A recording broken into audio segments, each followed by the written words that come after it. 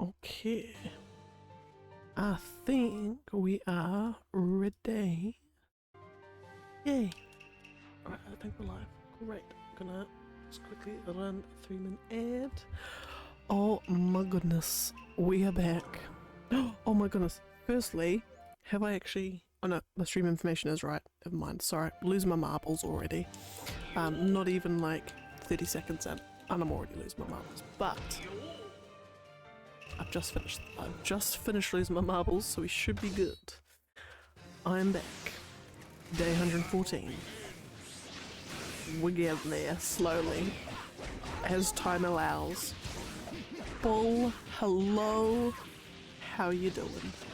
It is good to see you, good to have you, as always. It is a new year, new me, because not only do I not have a cup of tea, not only do I not have a cup of tea, should I say, ow, burning my hands, I've got a hot chocolate instead. New year, new me. But not really, it's just because we've run out of milk. And this particular hot chocolate, I don't need milk inside of it, so, which is fabulous. Anyway, you're tired. Hashtag same. But no, I hope work's going alright. At Lamo. And also it's like 2 o'clock in the morning, so you should, like, I can't fathom, even though I know you don't work like normal hours, still it's just weird to me. But anyway, I'm doing okay. Work is today. Specifically, work was alright, which is why I'm feeling up to streaming. Yeah, this week's been okay. It's actually been a lot better than I thought it was going to be, and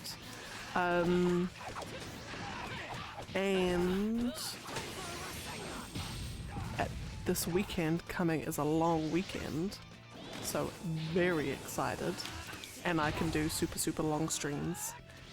I'm very excited about that. Finally, like, get to like sub 1,000. Oh, there's a lovely hot chocolate.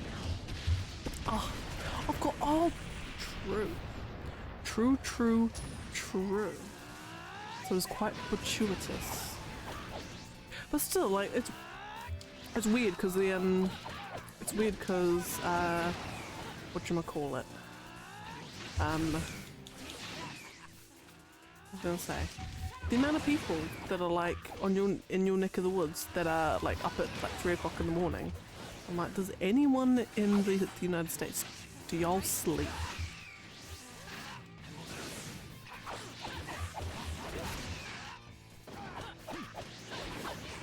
But also, what's it? Oh, trails updates. Yes, only a small trails update. Only a tiny one. What have I done? I've gone around to all the different regions. And what am I doing now? No, I haven't done all the regions yet. I think I'm just doing Bose. I think I'm just doing the Bose region. I think. Yes, no, I am. I'm doing the Bose region stuff, but I think which is the last one I have to do, and then whatever comes next, I think. I'm getting there, and I'm even thinking on. I'm trying to see if I can. I'm kind of wanting to stream on Saturday night, but it's all depends because the boy's sister's here, and she's like dragging us out to do all kinds of stuff all the time. So it's like, I think I'll have my Saturday night free, but I think I've got my Saturday night free, but who knows, she might want to suddenly do something, we'll see. But I'm hoping to be doing a trail stream soon anyway. No, I'm on chapter 7.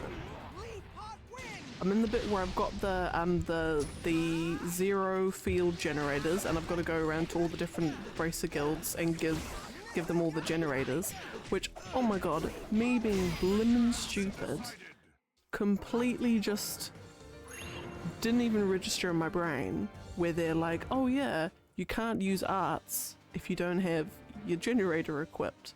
So I'm just like, why can't my people use their arts? Oh my god, this is unbelievable. How the hell am I gonna cope? And then I did a little bit of the Google box, and it's like, oh yeah, you just equip it. I'm just like, well, that makes sense. That makes sense. But anyway, I'm getting there. I'm getting there. I'm gonna assume, and I'm gonna hope. Well, I hope that I'm at the end, just because it means I can get on to, just because I'm excited for the end. What plot twists await me? I'm very excited.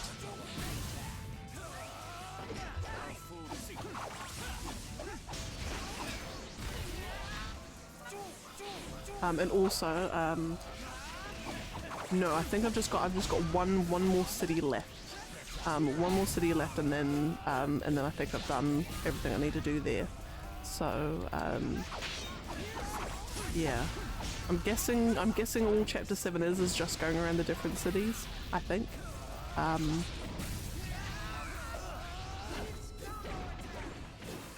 oh my goodness, Ash, what up? How are you doing? How is life? How are things? Have you played any more Resident Evil 4? And are you enjoying it?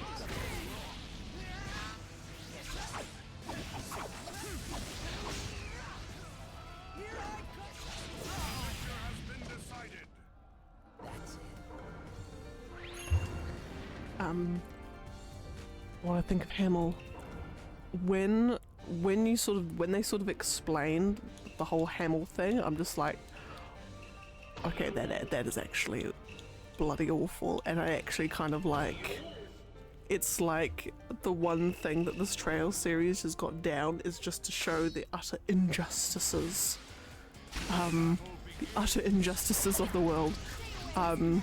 It actually makes me care about stuff a lot more than I thought I would normally. So yeah, the Hamill is just like, I'm just like, ugh. Poor Joshua. That's all I gotta say. Poor Joshua. And you like, oh my god, you started watching it? Oh my goodness, giggly biggly, how are you finding it? What do you think? Who is your favourite character at the Mo? I'm so excited.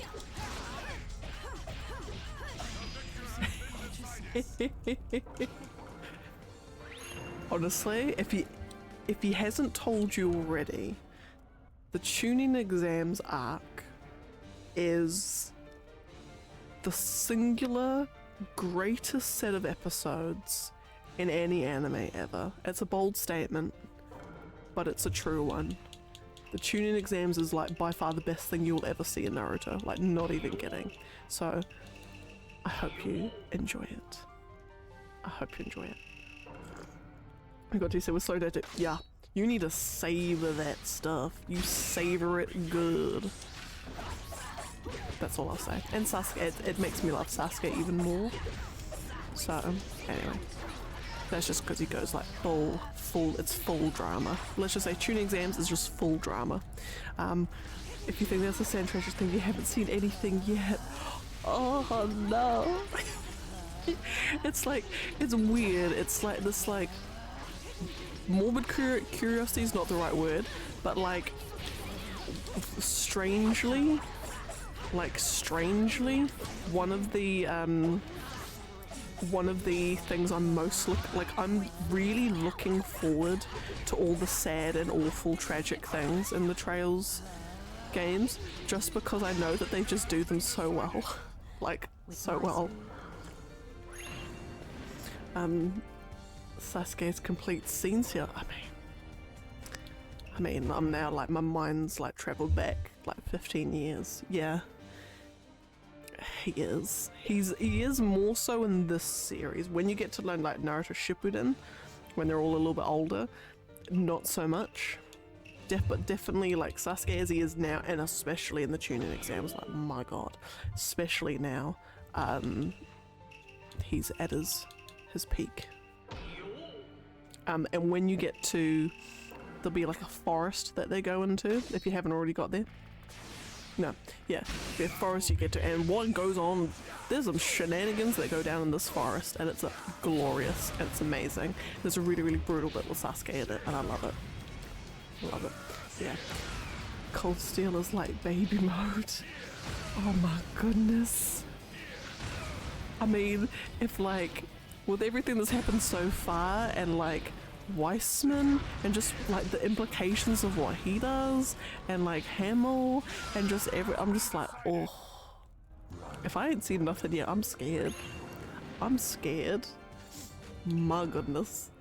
But I'm so excited at the same time. I'm just like so genuinely excited. What was this?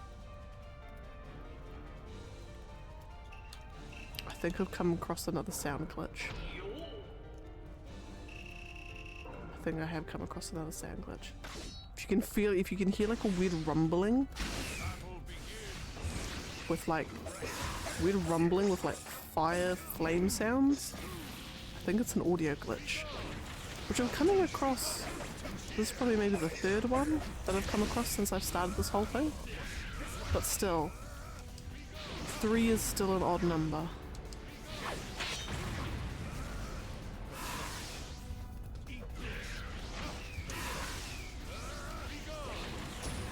It's like 3 more than I've ever come across on console. Yeah.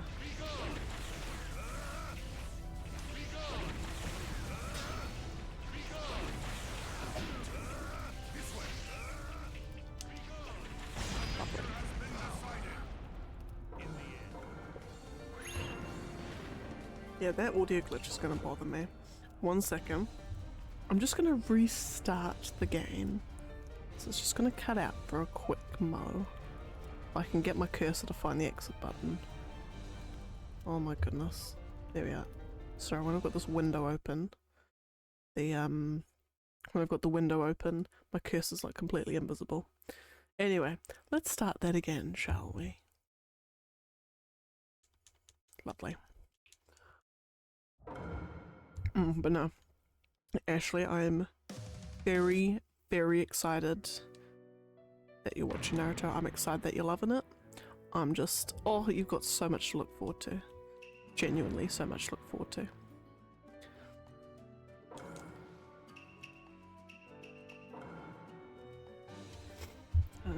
Okay, so just did Hanzo, so now begin with top and...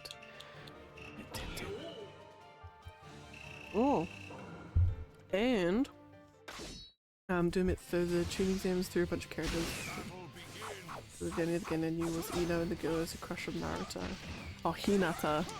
Yeah, Hinata is she's an interesting one. She's actually no, I won't say anything about that, just purely because I don't want to spoil for what's going to happen like 5,000 episodes later.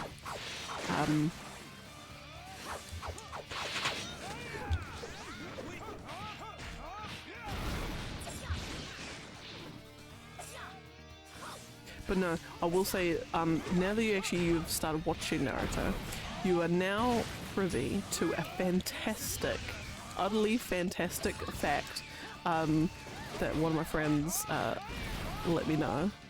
And Michael Rich, welcome in. It is good to see you, good to have you. Hope life is well.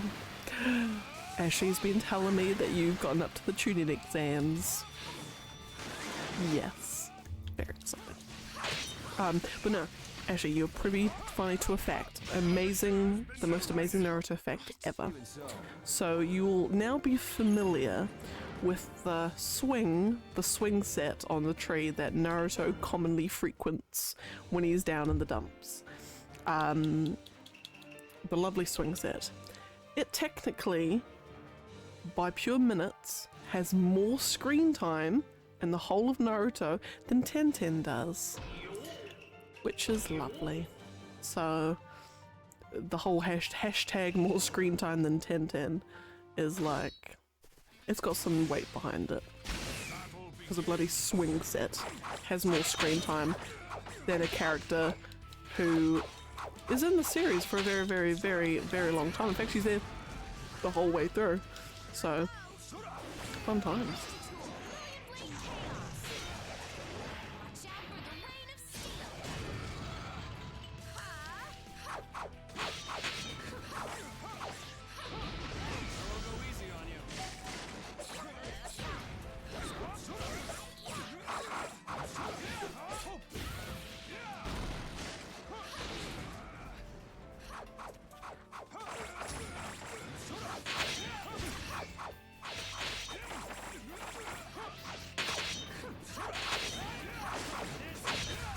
goodness.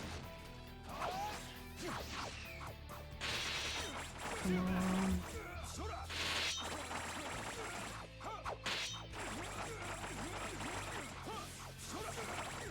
Come on, there we go. Lovely. Strong.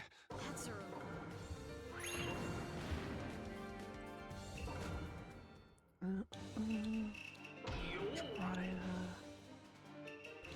a bit on that.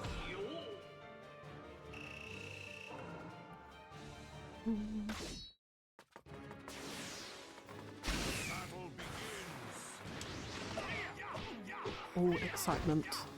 Favorite Naruto characters are always a lovely thing to hear.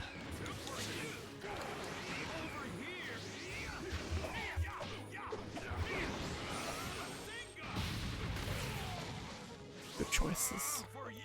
Fabulous choices. I'm kind of there like, I'm actually gonna watch the blooming hell out of that remake anime. I swear to God, I need to relive this now. I need to relive this all now.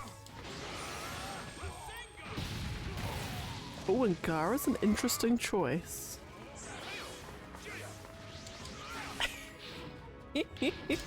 Hey, I mean, Sasuke didn't become a fan favorite for nothing.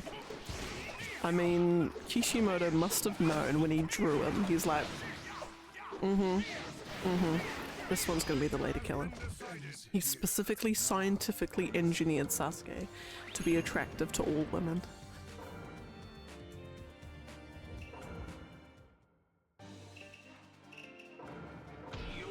But to his credit, he does get some absolute bangers of scenes in early Naruto. Like, they really set him up to be amazing, I must say.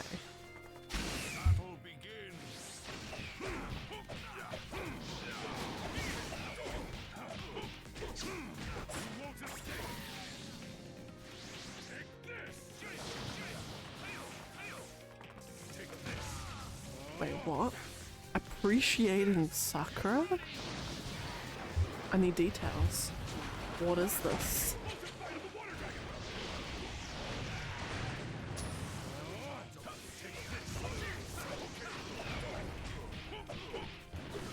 Appreciating the most useless Naruto character ever?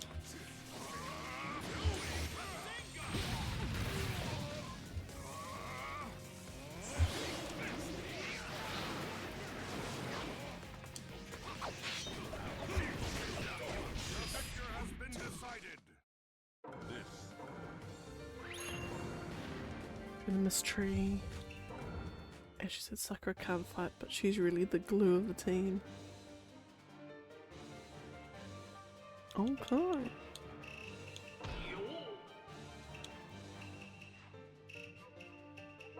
I'll have to rewatch it with that in mind.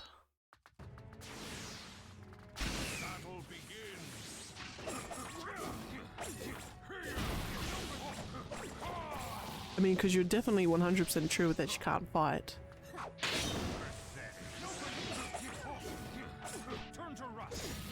Like, I don't think there's a human on God's green earth that would disagree with you.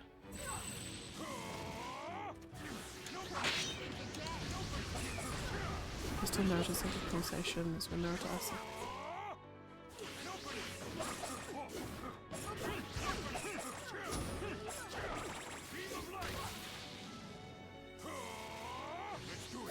True. I am going to be so incredibly interested, Ashley. As the series goes on, I'm gonna ask you in about 300 episodes time, I'm gonna ask you what your opinion of Sakura is. Because what they're setting up now, just remember it. That's all I'll say. Just remember it. Yeah. Yeah, I want to be, as much as I want to like vent and gush and just rave about everything, I just do not want to spoil anything. Like, I don't want to say anything more than I should. Yeah, just so you're not spoiled on, you know, what's gonna happen or the fates of certain characters.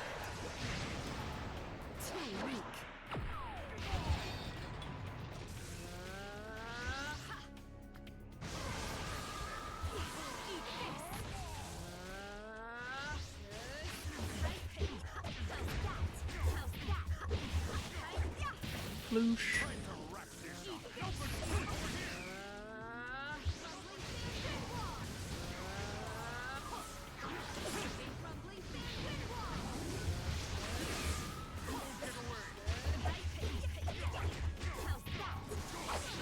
I actually played Returnal. Ooh, how did that go? How did that go?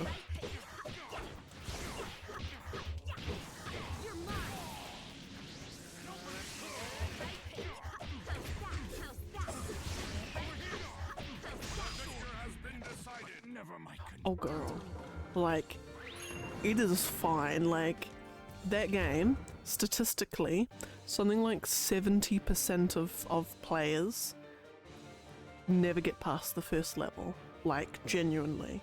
Like, you're stuck on the first enemy.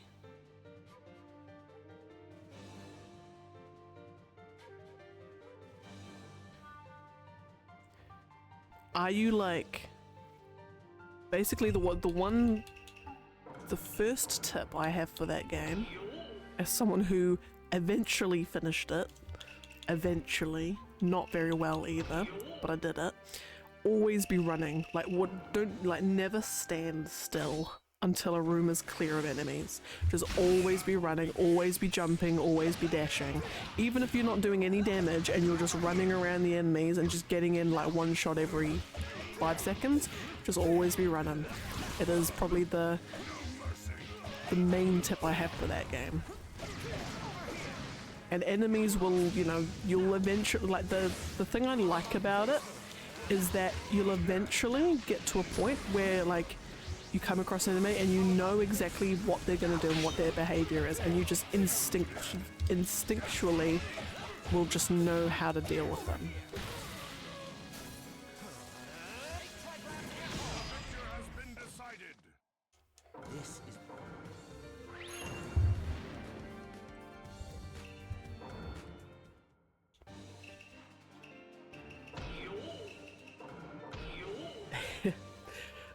Yeah, no, honestly, always be running.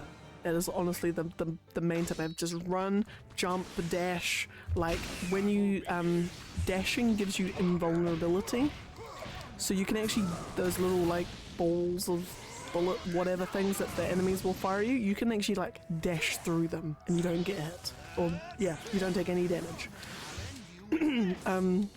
With some exceptions later on in the game, but honestly, always be moving, always be jumping. That's like the main thing. And the other thing too is that it's a roguelike game, so oftentimes you'll be doing a run and you'll just be getting the most rubbish weapons, like the most rubbish weapons, and you're just like, ugh, I've got absolutely no hope. And that's okay, because on the next run you might actually suddenly pick up the most amazing weapon ever, which like carries you through like 95% of the game. It's like, because everything is randomized, in some sense you're always at the mercy of just whatever random thing you've gotten.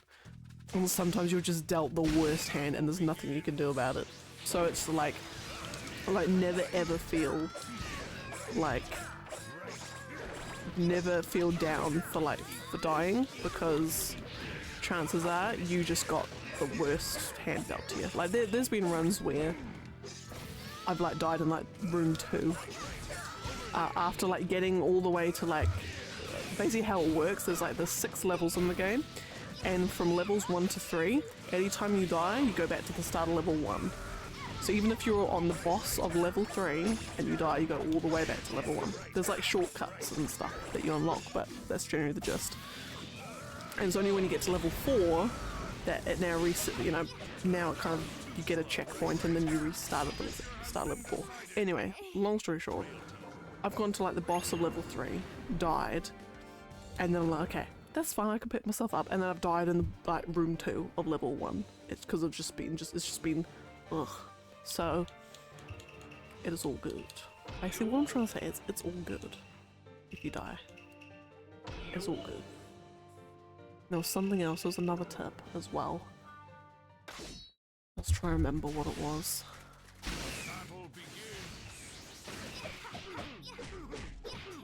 Can't remember what my other tip was. Can't remember.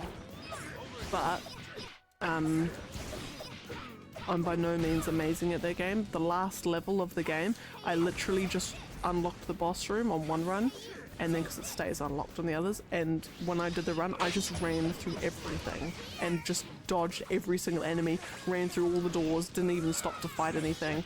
I'm just like, nope, because as soon as I stop and fight, I'm gonna die. So hope you have fun. Who's my favorite Naruto character? Changes with the wind. At the moment,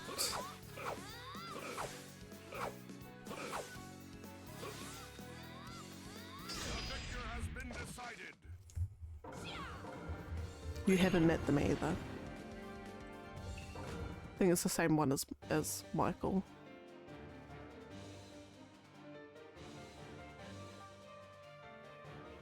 If it's the one I'm thinking of that starts with an I.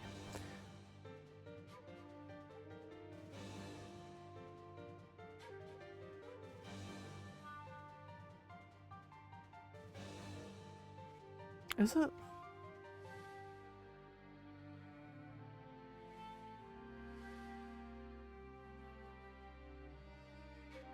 But okay, so my top 3. I'll give you my top 3. So there's a character you've yet to meet.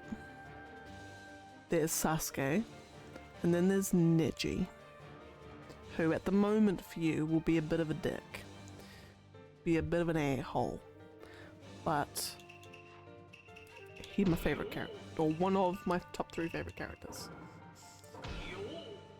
Yeah.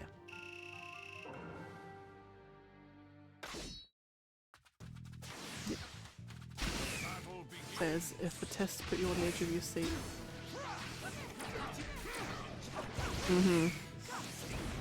I was telling her before that there's stuff that's gonna go down in that forest. There's gonna be a lot of stuff going down, and it is all amazing. It is all glorious.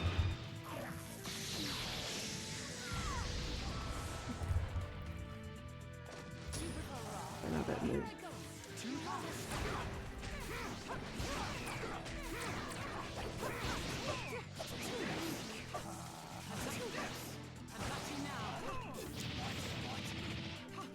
Yeah, Neji's one of those characters that he's probably one of the more underdeveloped characters, I'd say, out of all sort of the main cast. He's probably towards the bottom of, like, in terms of just raw character development and just stuff that he has to do. But what you do get of his character, I love him. And he fights really cool. And I've got a soft spot for people who fight really cool.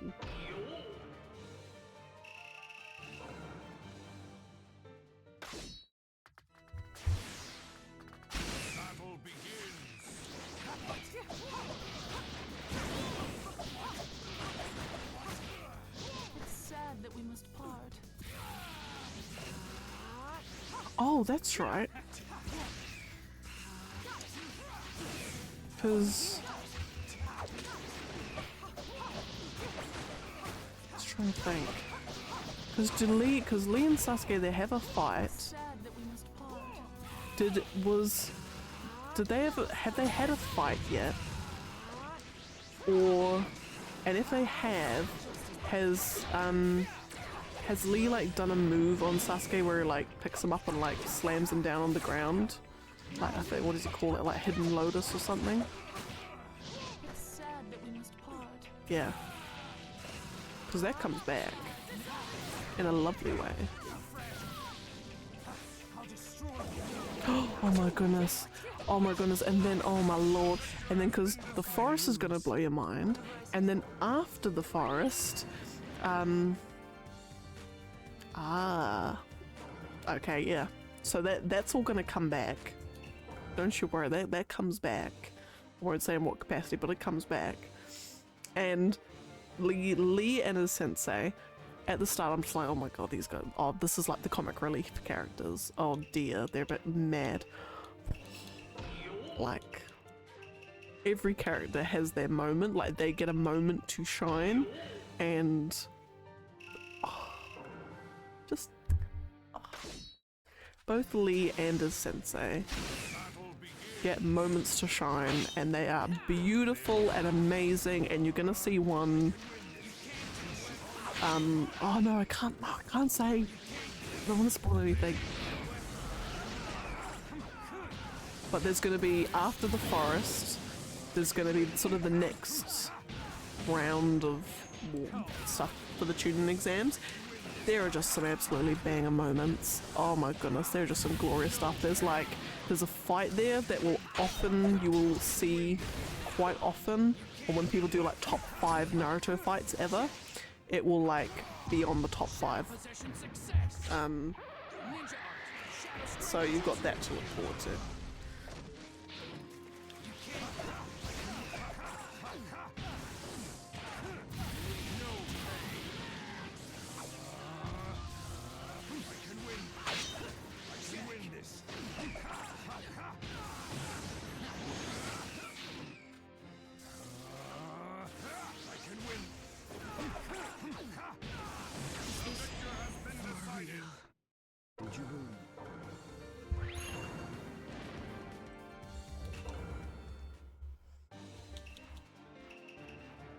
We're talking comic relief, Ash is going the stalk again. I mean, she's not wrong. She's very stalkery. She won't ever stop. Oh, actually no, she becomes less stalkery as things go on, but she's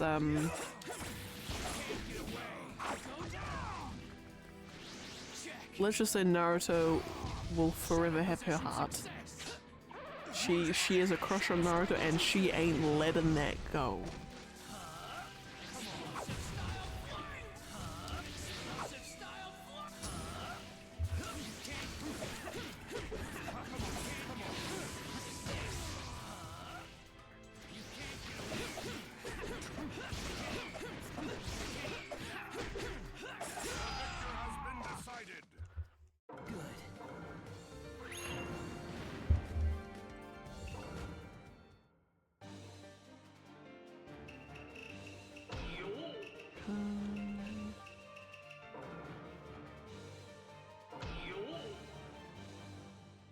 Let's see what Naruto did to her in a flashback. Oh yeah. Yeah. Yeah, she is... Actually no, I can't even say what I was going to say because that's going to spoil things. Oh my lord, there's so much I can't say. Yeah.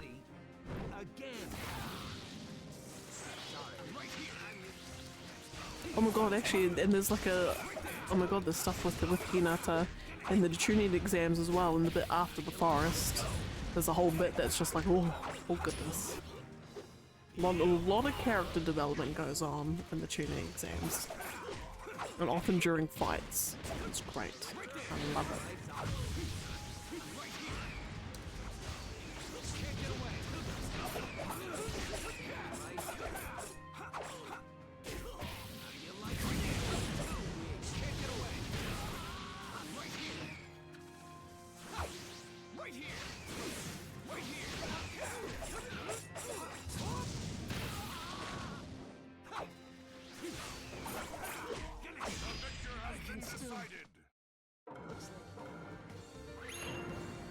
Lovely, lovely.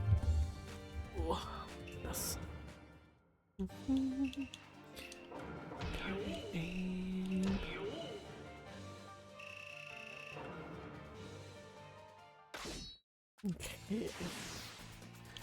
Again, then. Based on them alone, I think we're probably going to get our first big death.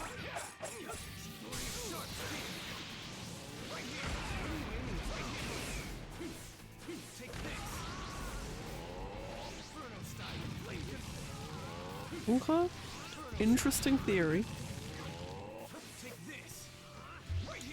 I'm glad you haven't been, probably haven't been, I've probably, actually no, I'm not gonna say, Oh, be so careful. Yeah. Oh yeah. Your thoughts on Kabuto. Got very strong feelings about Kabuto.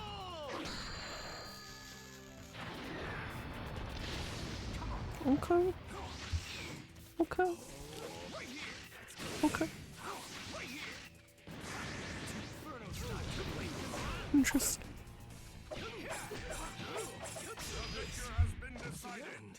I can't say. Oh, I can't say anything. Oh, I can't say anything. But yes, the Ninja Invo cards are pretty cool. Get on that. Oh, it's just like, I just want to say, just tell me when you've gotten to the end of the, like, just tell me when you're 300 episodes later, and then I want to have this conversation again. I want to have this conversation again.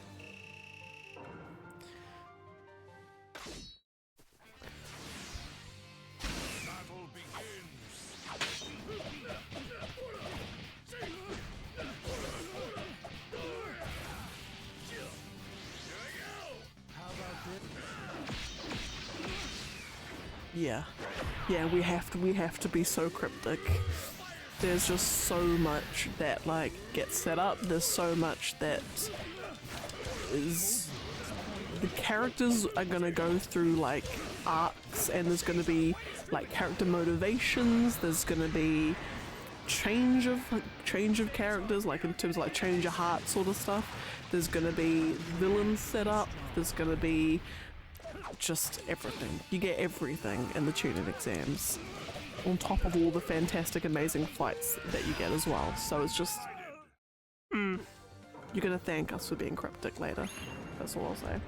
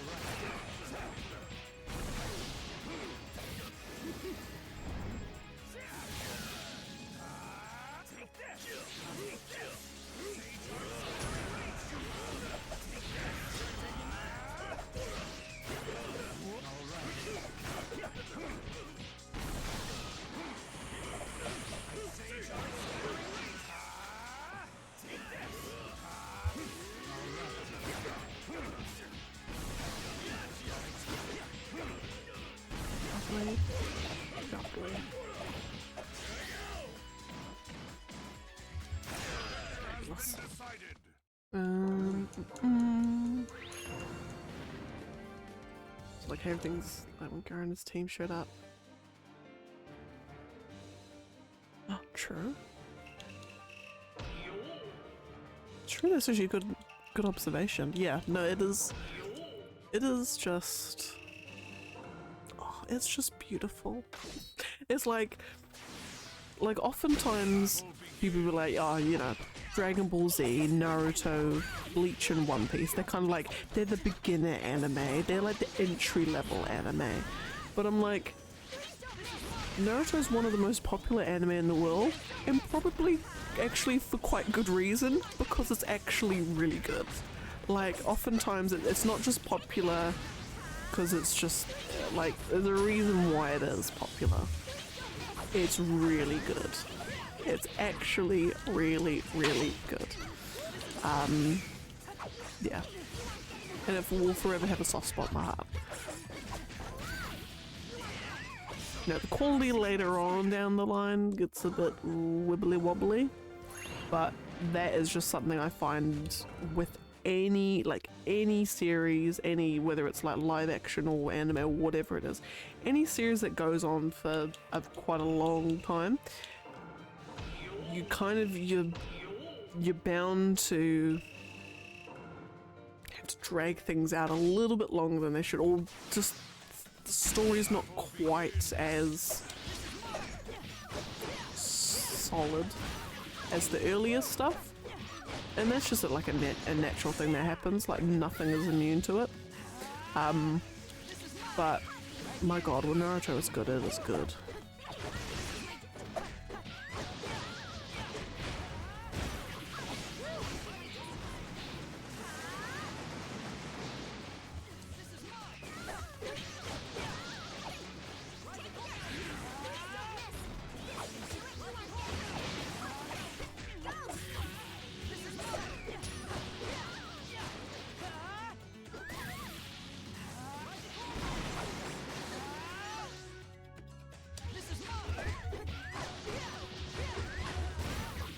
I just realised this is a interesting two characters that we've got for reasons that I mean, it's not, actually no, it's spoiling for one character, so I won't say anything. I did do Rin, didn't I? I did. Okay, so I'm on to the next one.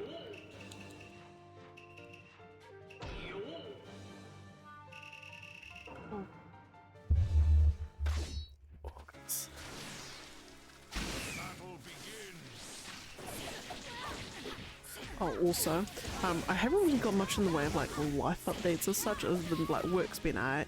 I finished a jigsaw puzzle, that's like it. But in terms of, it's kind of like a fact of the day-ish, but it's also opens up another door to reasons why the human race is actually pretty cool. I was introduced to the world of the GeoGuessr World Championships. I need to talk about this because it is incredible. What do I do for work? Well, good question, because my parents couldn't even tell you because it's not complicated. I am an IT consultant specializing in the Microsoft 365 products. Not only just those, I specialize in those, but I can talk about other stuff. But yeah, that's basically like in a sentence. What it looks like, for really though, is let's say you've got a business, and because you're a business, you need to buy technology stuff. So you buy some Microsoft 365 things. So that's like Word and Excel and PowerPoint, but there's also stuff like OneDrive and Microsoft Teams and all these sort of Microsofty products. So you buy all this stuff and you're just like, okay, I got these. How do we actually use them? How should we be using them? How are other people using them? I've got these problems with all these like paper forms that we keep losing for like leave requests and stuff. How, like, can I digitize those? If I can, how can I use these Microsoft products to help? Like all those sorts of problems that businesses have. So we come in and be like, right, tell us what you got. What are you doing? What are you using? What are your problems? How are people using it currently? All that sort of stuff. And then we basically, synthesize and digest all that information. We're like, right, here's what you're gonna do. You're gonna use Microsoft Teams for this. You're gonna set it up like this, which makes it super easy to manage going forward. And then you've got your leave request here. Well, why don't we just turn that into a Microsoft form, put some little automation things behind it so it gets like you automatically get emails when people submit this form, and then it automatically does this. So it's kind of like that, sort of. Every day is different. We do like 10,000 different things for different clients, but that's generally the gist, and it's generally when they've got Microsoft 365 products. If you don't know what Microsoft 365 is, that is fine. It's very much like a business corporate world thing. But just like imagine Imagine Word and Excel and PowerPoint, but like there's some other stuff as well. That's pretty much what I do. It's really difficult to explain. But yeah.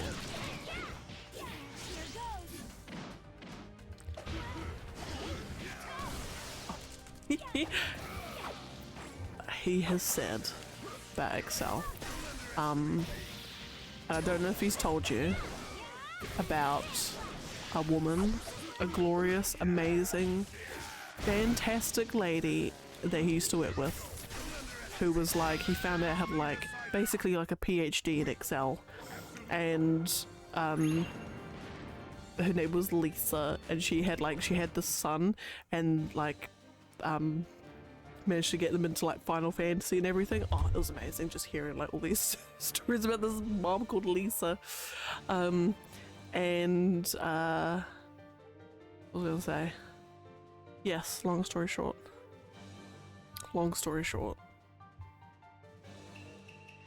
I know all about Excel, the Excel saga. Oh my god, you've met the Lisa? I'm so jealous. Like I genuinely want to meet Lisa and be like, girl, I know about you. I know all about you. Not really. Won't be that creepy.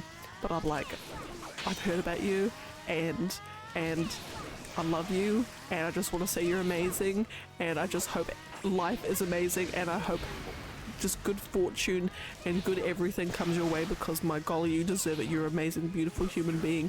I love you, Lisa. Just want to say that to her.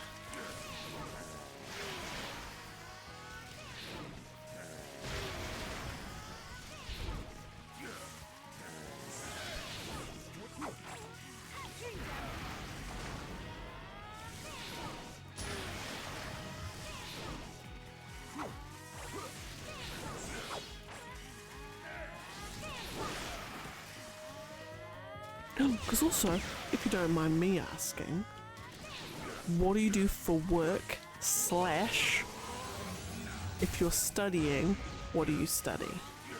Or if you're working, where you'll be working? If you don't mind me asking.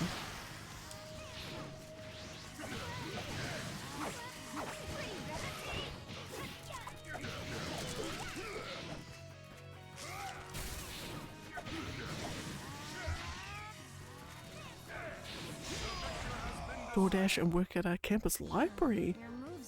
Ooh, nice. Oh, that would be fun, working at a library. Unless it's not fun when you're in it. I've always thought working at a library would be fun.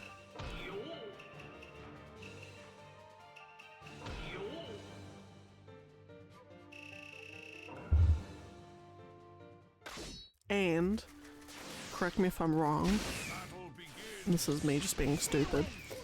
Does an RN mean registered nurse? Or does it mean like something? I'm gonna assume it means registered nurse. I could be wrong.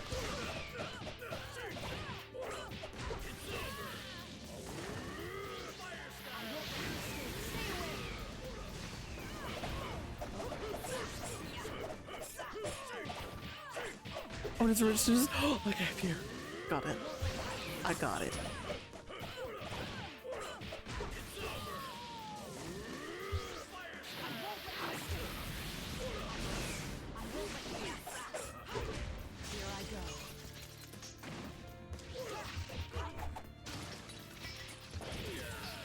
You know what, I'm just...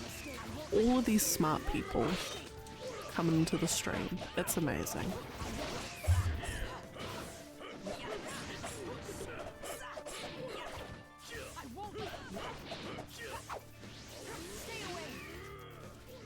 Can't believe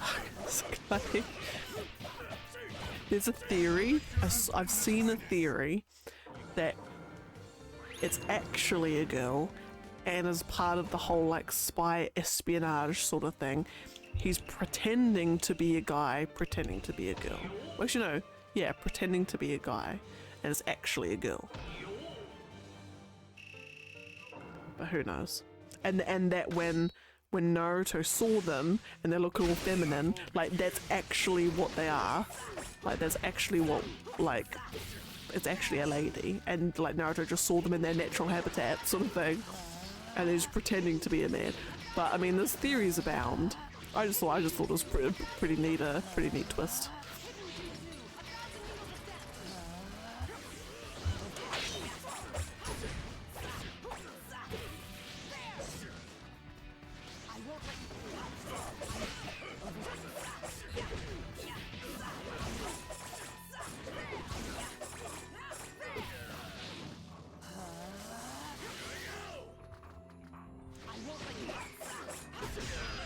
Been decided. With my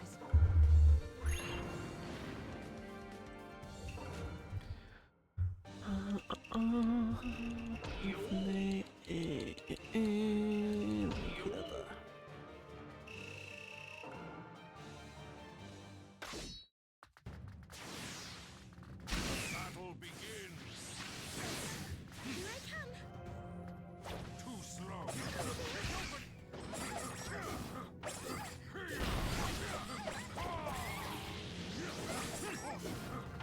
Turn to rust.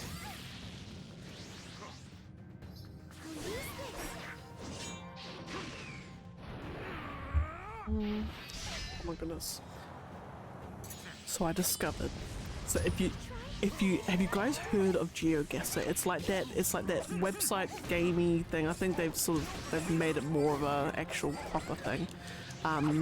Where like it randomly drops you on somewhere on like Google Maps, and you've got to try and like pick from a map, from the world map, like where you think you are, and then you get points based on how close you are or something. There is this year, like in like the last week or so, was like the official first World Cup of GeoGuessr, and it is the single most incredible thing I've ever seen. It is just like, you got these two guys, drops you to think it's just a random road in the middle of nowhere, and within like 10 seconds they've dropped their thing. Like they're just honing directly in on it, and I'm just like, how could you even have had a clue about where that bloody thing is? And not only that, they get within like 25 kilometers of the actual location. Like, how? And then not only that, because those are the people actually like participating, competing, that's the word. And then like the narrators, like the commentators is a better word. The commentators, like, you know, the picture alone, they're like, oh my god, it's the Sagut sand. And I'm like, how the hell do you know where that is?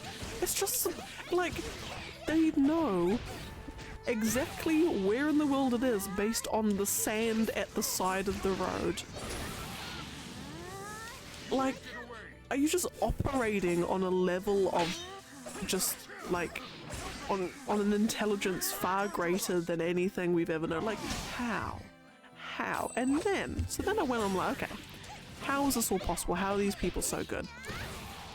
I was looking at like the strategies, like when people look at this thing, what are they, like how are they actually able to determine, like you can't know where just everywhere in the world is.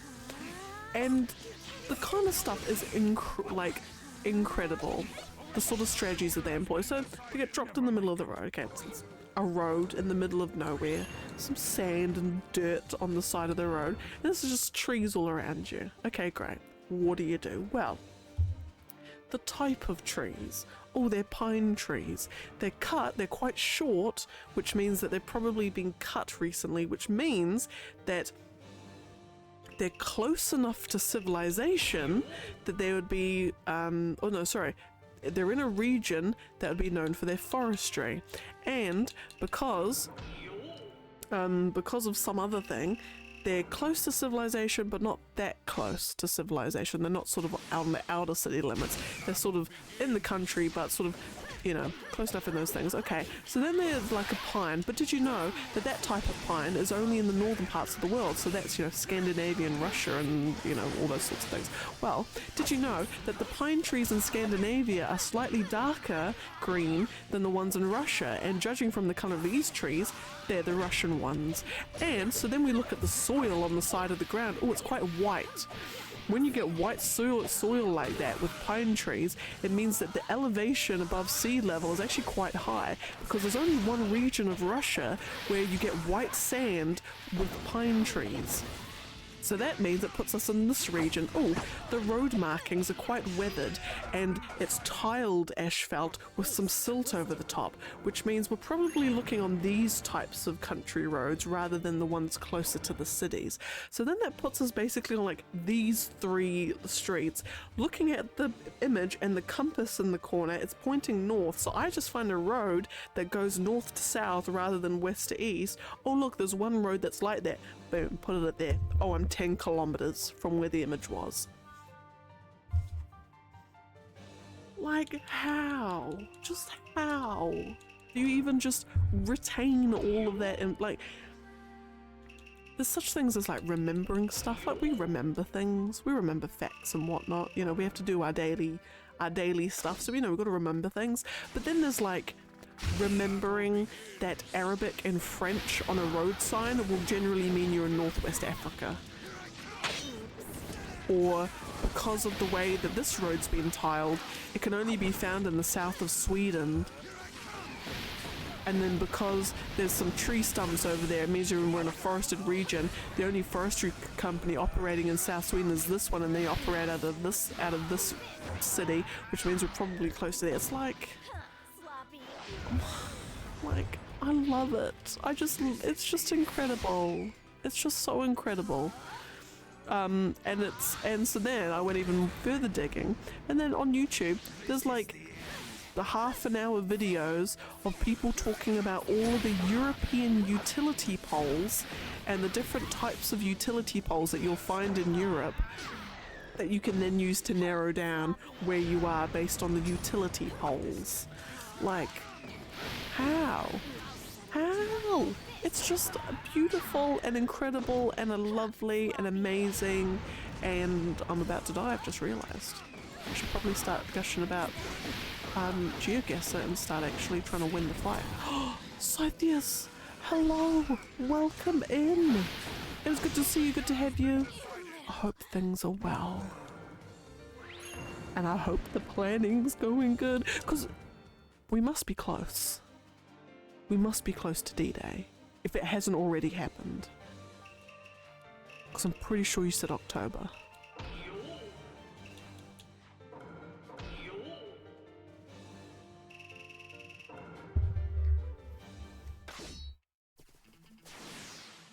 Battle begins.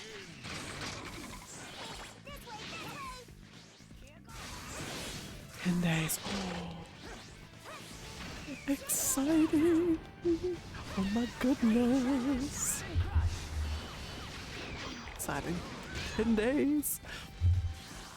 I hope the planning's all going well, things aren't too stressful, and life is good.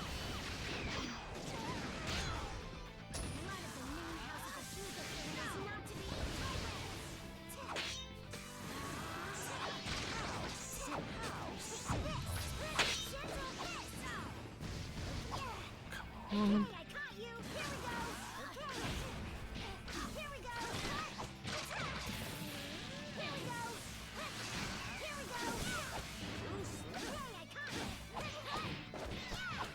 These are one for some of my favourite games. Ooh, fabulous question. I will actually be able to give you the definitive list of my favourite games, because like a madman, I track every single game I play on a spreadsheet and I give it like ratings and everything. So why don't I actually let you know the definitive list of my top 10, or like the games that I've given 10 out of 10 stars to. Just gotta load my thingamabob. Where are we? Gamey tracker. Actually no, it's on new tracker, isn't it? Or is it? Is it even on this? Oh my god, no, it's not even on there. It's on Airtable. Never mind. Sorry, looking in the wrong place. Hanabi. And Chio.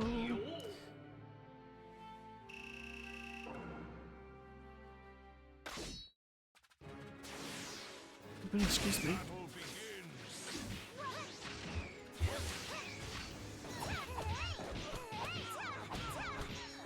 Super excited, I just feel sober. Ooh, nice. Honestly, you've got the happiest day of your life coming up. Housework can wait. Then again, that's poor advice because as someone who like struggles to do the dishes, I'm not the best person when it comes to housework.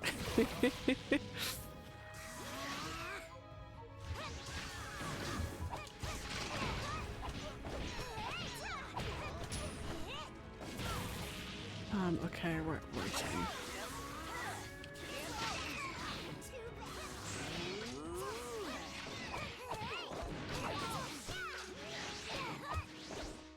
Isn't it so exciting? Isn't it so exciting? Oh my god, I love weddings. I love weddings so much. Oh, I just love it. I'm such a girl when it comes to it. But they're amazing.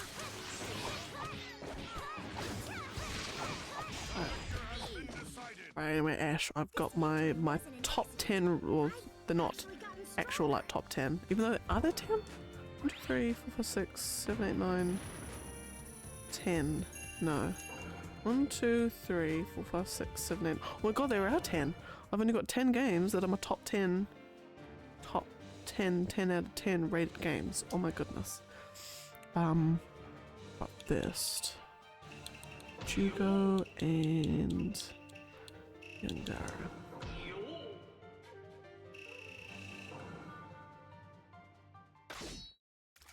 And also after these two fights, I will have to run an ad. Just beware. Just beware. Okay, right, so my top 10 games are my 10 out of 10. So I've got Elder Scrolls 4 Oblivion and Elder Scrolls 5 Skyrim. I've got Final Fantasy X, Final Fantasy 14, Legend of Zelda Breath of the Wild, Legend of Zelda Ocarina of Time, The Witcher 3 Wild Hunt, Okami, and Ghost of Tsushima are my top 10 games. For myriads of different reasons. Oh no, another one, Dragon Quest VIII, Journey of the Cursed King, which is my favorite game of all time. Yeah, so Final Fantasies, Elder Scrolls, Zeldas, and just all around some good RPGs. Just some absolute bangers.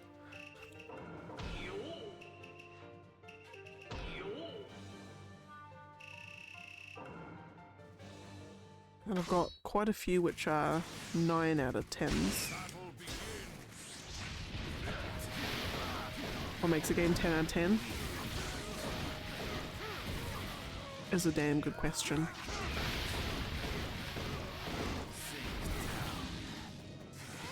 It's like, it's kind of...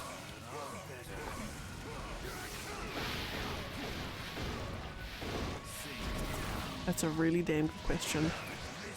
I think each of those games is kind of like 10 out of 10 for myriad different reasons.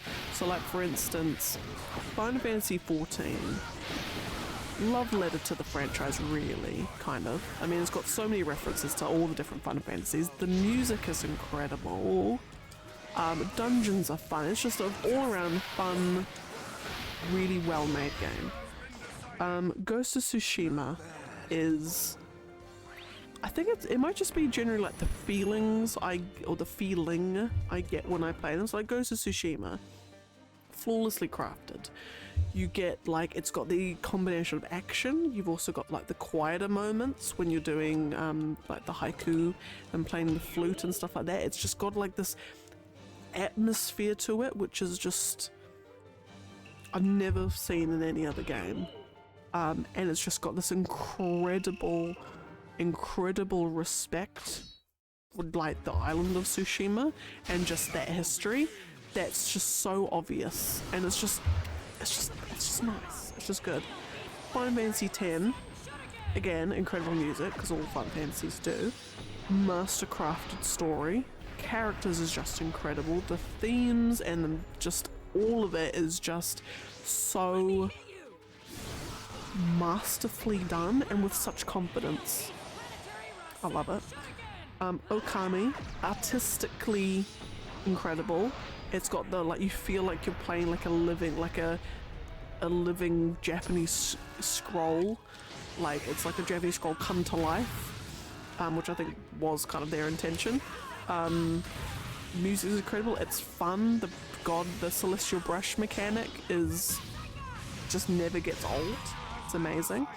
Witcher 3 Wild Hunt, just in terms of just raw quests and stories, every single quest is enjoyable and never feels like fetch quests or anything like that. The characters are amazing. I did have a bit of a crush on Geralt. But when I say I have a crush on Geralt, I need to hammer home that it is game Geralt, it is not TV show Geralt or film Geralt, depending. Anyway, segue. It is a game that just has confidence, so much content, just lovely, just beautiful, again masterfully crafted. We got Breath of the Wild, which was again masterfully crafted, the most un-Zelda, but still incredibly fun, and just exploring the world, just everything just felt so dense, like everywhere you turned there was something new to find. Amazing. Elder Scrolls, the Oblivion, Skyrim are probably like similar feelings, where they were kind of like my first proper experiences for like true open worlds, and I just think that I don't know, those ones are probably the hardest ones to explain, but it's more just, I think it's probably my favorite types of, are they my favorite types of games? They're probably the hardest ones to explain. I think I just really like the Elder Scrolls world. I just say like any game in the Elder Scrolls world I'll just automatically enjoy just because I love that lore and just that sort of thing, but yeah. Yeah, so I guess all in all I think it's just the feeling I get when I play them, when I play a game. It's like a weird hard thing to do. Like, cause well, what about you guys? Like in terms for like of a game, for a game to be 10 out of 10, is it like, do you look at things objectively? Because like some people I've heard or listened to, they say they've got a critical rating of a game and then the personal rating, and sometimes it'll be a critical rating like 8 out of 10, but personal rating 20,000 out of 10. So like, like for all of these, if I had to give a critical rating, if I was a game critic, faux game critic, some of these might be an 8 out of 10. Some of them might be a 7 out of 10 even. I couldn't even think of what those would be, but anyway. But like, personally, 50 bajillion out of 10. Yeah.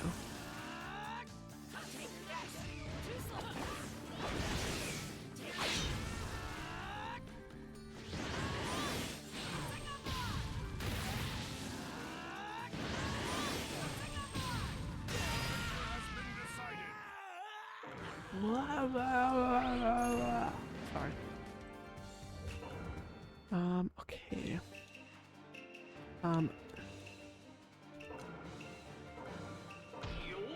I've also just completely forgotten I haven't run an ad yet. So after this fight, I'll run an ad. Oh my goodness, I keep forgetting. Just get too into things. If you try to separate critical person, but 10 of these to move. Yeah, that's actually a way. Moving or influencing in some way. Yeah, and I'll say all of those have. all of those games stick with me in some way, and they do influence. Yeah, that's actually a good one. Personal question, what's your unpopular gaming opinion? I have many. And some of them could, if it was in a debate chamber, could be easily overthrown quite thing, but they're just my personal feelings. Get very, you know, very, yeah, opinionated about things. Sometimes unjustly so. But anyway, what I'm trying to say is, opinions are, I'll just run a super quick ad as well. In fact, I'll run a quick ad and then I'll give my unpopular gaming opinions. So I'll BRB for those it applies to. And for those who are sticking around, I suppose I can give some like preamble, I guess. My preamble is that sometimes, excuse me, sometimes, so I've got opinions about games that I haven't actually played, but I've just got opinions about them, and oftentimes those have very much been influenced, like some of them I've stopped having the opinion of, I'm trying to not have the opinion of, because it's very much like a, I had it when I was in school, and I would have only had that opinion because whatever it was, like, think of it this way. One of my opinions is that I think The Last of Us is completely and utterly overrated and not even that particularly good. And actually no, that last bit's probably untrue. I just think it's overrated. Some people think it cures cancer and I'm just like, meh. And this is one of the games I haven't actually personally played. But I know the story and I know what happens in it. But I haven't personally played it. But I do think it's a bit meh. Is it really that great? Is it really that great? I don't think so. And that's probably because at the time when it came out in like 2013, I was second to last year of high school. Everyone and their bloody mums was going on about this game. Oh my god, it's the best game ever. I'm not particularly a fan of like zombie stuff in general, so just from just pure subject matter, I'm not particularly like it. Or don't particularly care for it, so there's probably an element of that in it as well. But I was digging my favorite games. I was jamming my favorite games, having a blast. Everyone's like, oh my god, Last of Us is just incredible. Oh my god, it's like the best game that's been ever created and the best game that ever will be created. And I'm just like, ooh, no, I like my game better. And then that's how that opinion kind of formed initially. But now it's kind of, being refined and adapted. But I still maintain that The Last of Us is fully overrated. It is hyped up far beyond what it needed to. And I will take that to my grave. And I know that that's an unpopular opinion because everyone thinks it cures cancer, so I'm just like, ugh. You do you, bro. You do you. This is that one. What other unpopular gaming opinion do I have?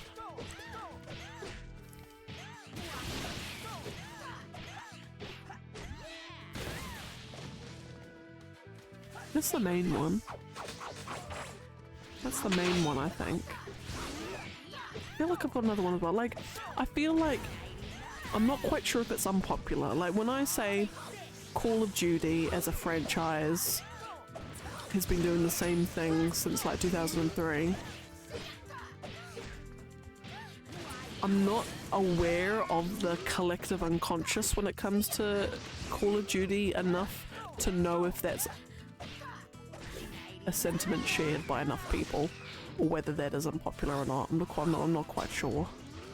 What other unpopular ones do I have?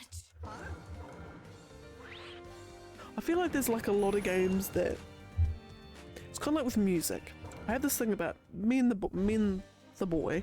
We've got this thing about songs, but there are certain songs that. I don't even know if it's just like, it's just people in New Zealand or whether it's like a worldwide thing.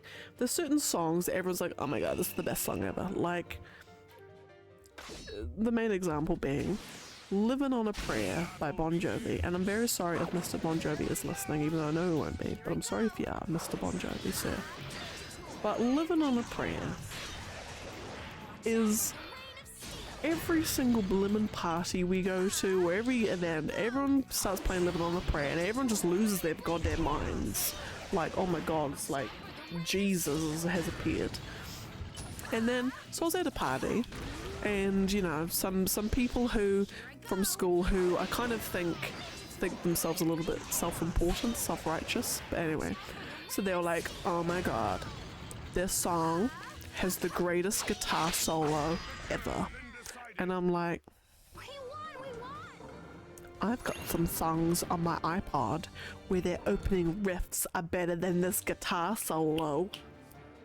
Snap. And I'm just like, no, it's Av at best. Just saying. Just saying, it's pretty Av. But I'm like, oh wait, no. It would be amazing for like normies who aren't into like metal and rock music like I am. And you know, so they think it's great, but I know better. I'm saying this because when I was in, I'll admit, when I was in high school, I wrongly developed a little bit of kind of like a, I think it was just more in a weird sense trying to fit in by trying to be a contrarian. But yeah, I was very opinionated back then. I'm trying to be less so now. But anyway, so I find like kind of music, like me and the boy, we've got this sort of like series, like list of music that everyone and their mum seems to love, like Living on a Prayer, Smells Like Teen Spirit, oh there's another one, just trying to remember what it is. There's another like main one. But anyway, long story short, everyone loves it and we're just like, eh. I don't particularly like it really myself. But then, yeah. Anyway, long story short. So with games, it's like a similar thing. There's like, often there'll be like games and series that everyone loves, like Fortnite and Call of Duty and NBA 20 something. Hello. Where are you giving your wrench? Oh, okay. And Last of Us and NBA 2K20 sports games, and other ones as well. That I'm just like, it's fine. It's fine. All you punks who don't play Final Fantasy because you don't like Japanesey stuff, ugh. Go and play your FIFA 27. I'm here playing cool games. Oh, yeah, a little bit like that. That was, I'm sorry, that was a super long tangent. I do apologize. I think I'll whittle it all down to Last of Us is alright. It's not particularly great.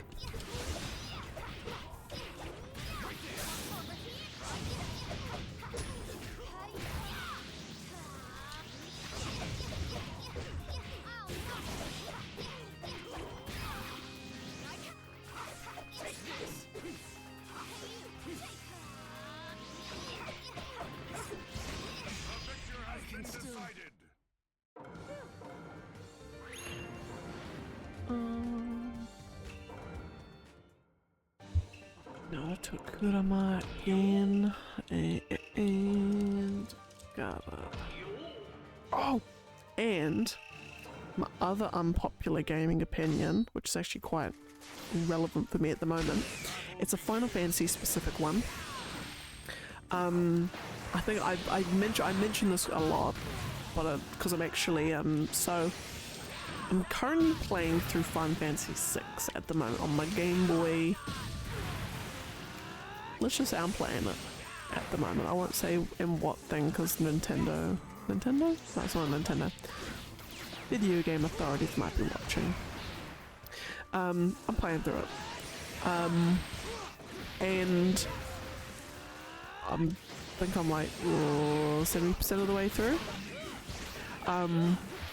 I know what happens in the game, roughly, but I've never actually played it before. Sometimes trying to do that. I suppose there's a lot of details in the story that I now know that I didn't before, but Final Fantasy VI encompasses my unpopular Final Fantasy opinion in that everyone's like, oh, Kefka is one of the greatest video game villains of all time. Oh my god. And I'm thinking to myself, as I'm playing it, because now that I'm playing it, I can say I've played it, so I've got more weight behind my opinion than I did before. Yes, he does some absolutely deplorable things, some absolutely god-awful things in that game that are extremely villainous and probably go further than a lot of other Final Fantasy villains have gone, actually. And that's like in like the first 30% of the game as well that he does it. So he's a bit of an asshole, quite frankly, but the villains I do not like are the villains where they're just evil for the sake of being evil.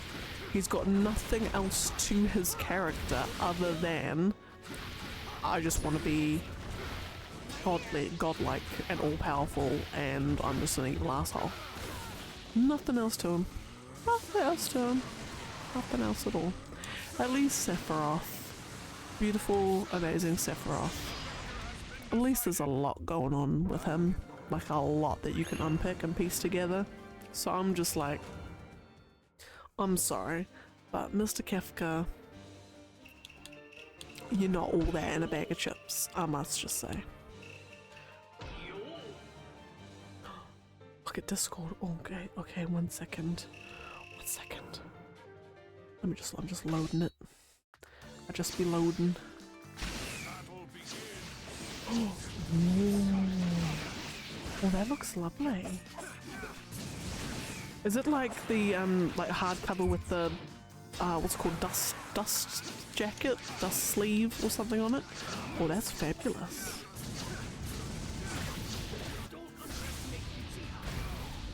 I'm jealous. I'll be interested to know how it reads as well.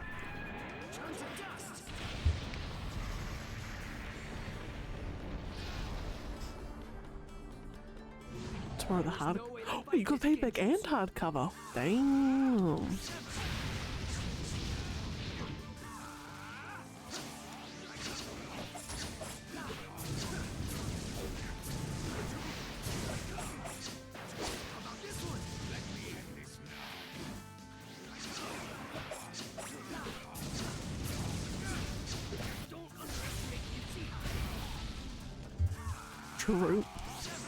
Troop.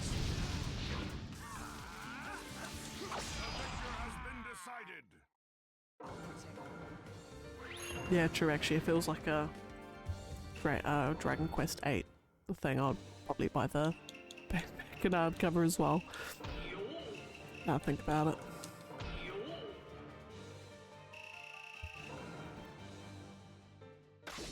Okay. I'm just gonna update the list after this fight because I've realised I've neglected it.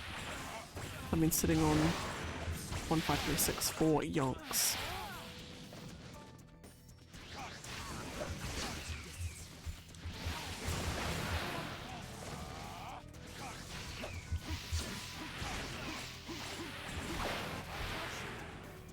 Sploosh.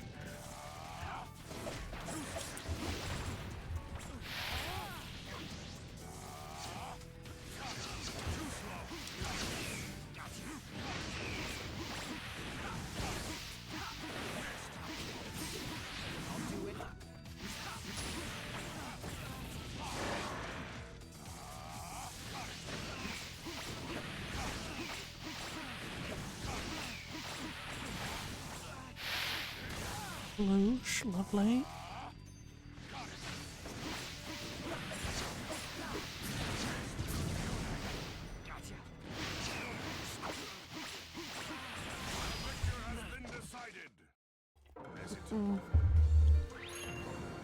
Oh, and speaking of S8, I've managed to convince my younger sister to get it and play it, and I'm just like, oh, I expectantly await your opinion.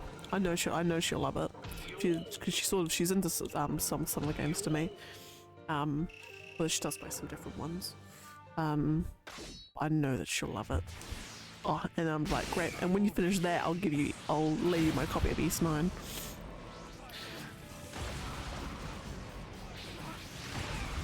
Well, she might actually prefer East 9, actually. Because she's into more like gothic-y looking stuff and that sort of hashtag aesthetic. The hashtag aesthetic of Balduke.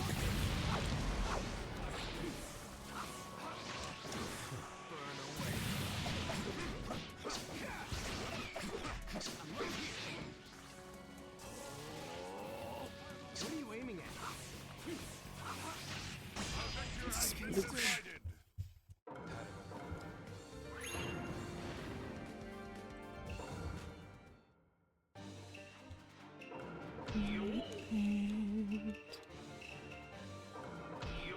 Put myself another big collection reasons.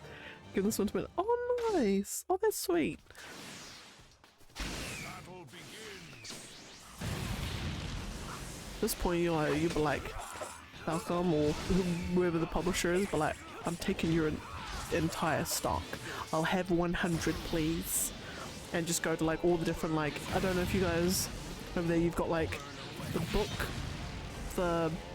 stand things that you sometimes see in like in public, where there's like just like a public shelf of books where you can just pop a book there and take a book or whatever, and just go to all of them and just drop an E8 paperback in there, and every single one be like, I'm spreading the word of God. But it's spreading the word of Falcom.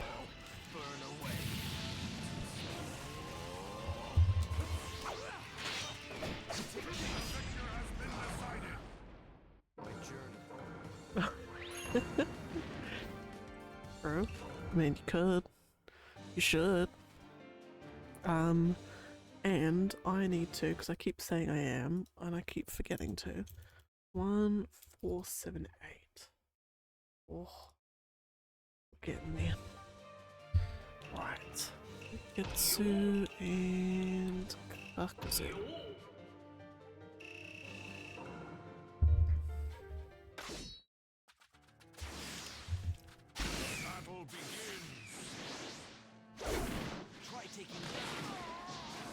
Tip of the new game. Is that the... Oh god. Monochromobius one?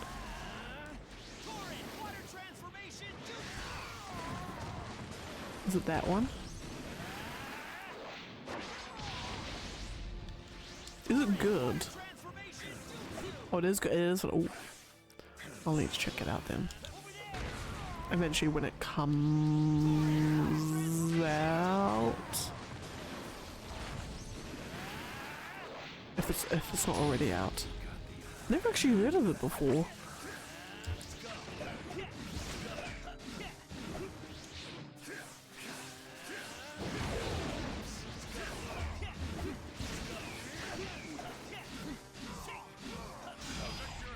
Oh, is that already? Ooh. Gonna add it to the backlog. Methinks.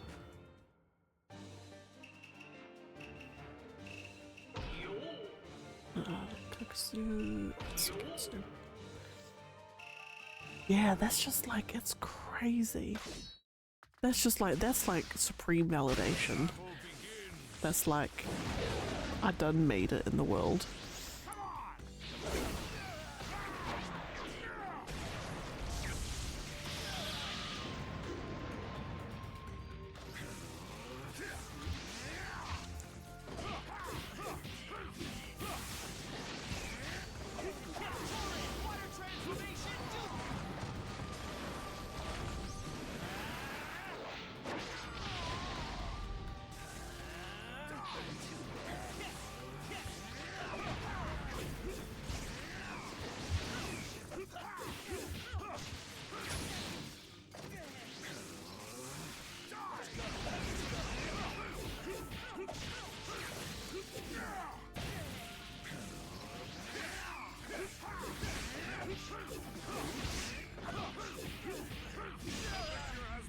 we're gonna do another game.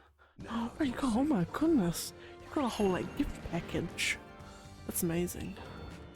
Yeah, true, that's actually a good point, because you'd want, I've completely lost my place on the list. There we are. Yeah, because I suppose, you know, when you do, you've got to be good with actually playing them.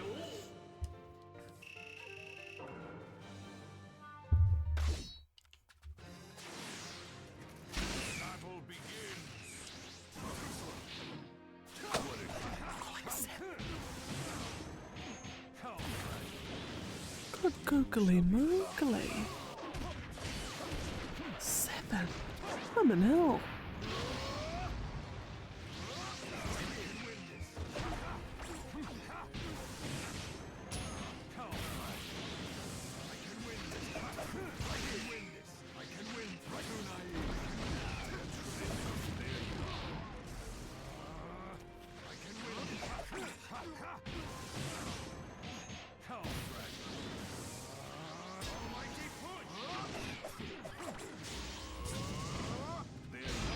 Wait.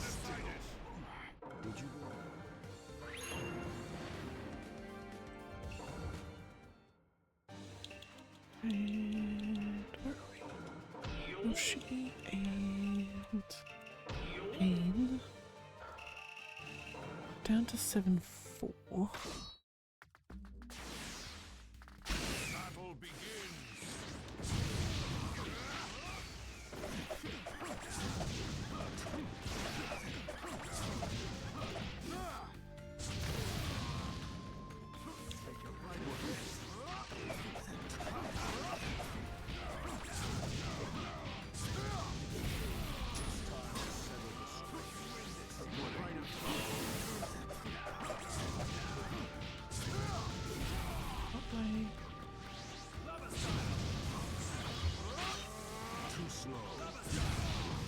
And it's weird because I didn't actually that's actually a semi-life update, not really, sort of. I didn't get any recopies, but one thing, and I'm dreading it. It's gonna be weird. It's gonna be fun and exciting, but I'm also dreading every moment of it. Is gonna be at the start of next year. Sorry, I'm just gonna find my place again. There we are. Start next year. There's like a digital workplace conference in my town, and my boss submitted me and one of my colleagues, another chick in my team. She submitted us to be speakers at the conference, and we application, even though my boss did all the application, it got accepted. So now me and my teammate are going to be standing there in front of a couple of hundred people, giving a talk about intranets, and in the room will be consultants, business owners, CEOs maybe, potentially, actually no, probably not, CIOs maybe, people I know, people I don't, and I'm absolutely quaking in my boots because I've done public speaking before. I hated every second of it. It'll be good for my resume, my CV should I say. And I've got 4 and a bit months to put a talk together and make it lovely, and I'm so nervous.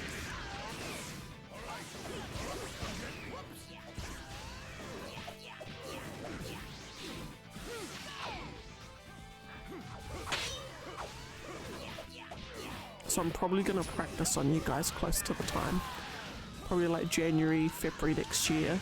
I'm probably gonna be just like practicing.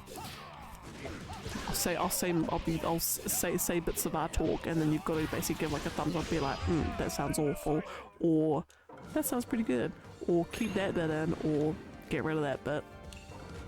I'm gonna rely on you guys to because The true test will be if I can talk to someone, if I can give like a little speech about intranets to people who've got like minimal knowledge of intranets in New Zealand,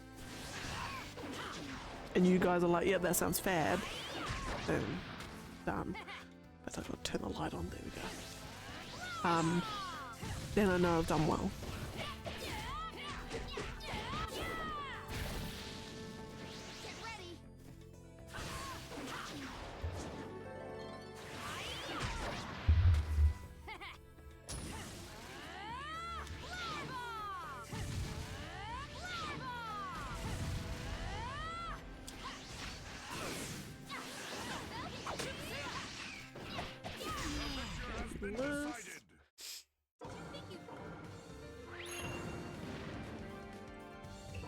Okay. Naruto last. Thank you. I'll probably be like, in this day and age, what is an intranet? When we hear the word intranet, what do we think of? Stuffy corporate websites filled with outdated documents and pages? Or do we think of a visually stunning, intuitively designed tool that businesses can use to supercharge their workplace culture and help their employees do what they gotta do? If it's the former, well, do I got news for you. You can supercharge your workplace with amazing intranets. Here's how this person done it. They got their marketing team to do all these things, and then they did this, and then it'll be whatever. Not saying that's what's actually going to be, but it'll be something like that. That looks so cute. I love it. Whereabouts did you get it from? I love. Was that like a? Yeah. Oh, I love it. Sorry, I just banged the mic.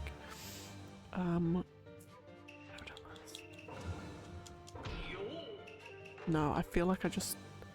Oh my god, I'm losing my marbles. Okay, 1 second. I'm just gonna just jump over to Sasuke, and then I'll be able to tell from the fight count whether I've actually done that Naruto fight. Oh. Oh.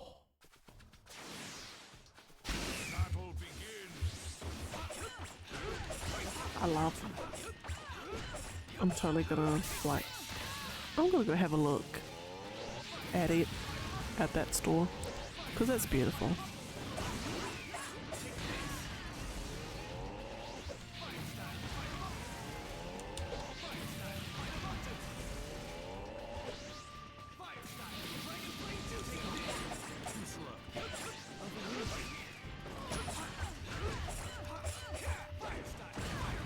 Wow. Oh, wow, that's cool.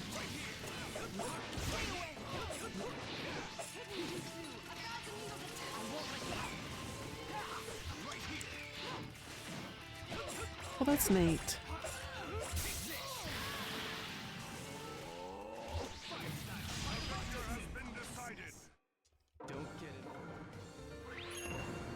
Trails timber. I love it.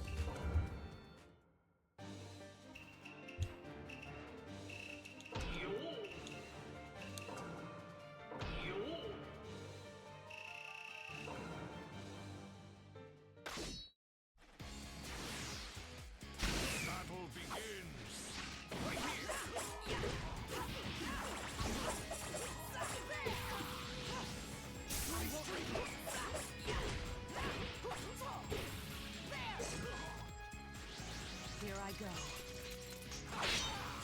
Please don't resent me. This is the fate of a ninja. Sploosh.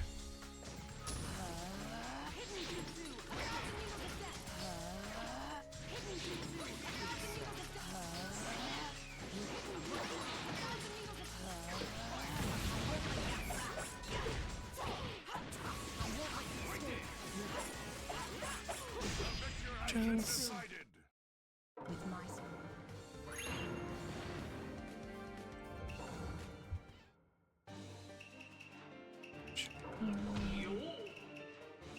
Sage.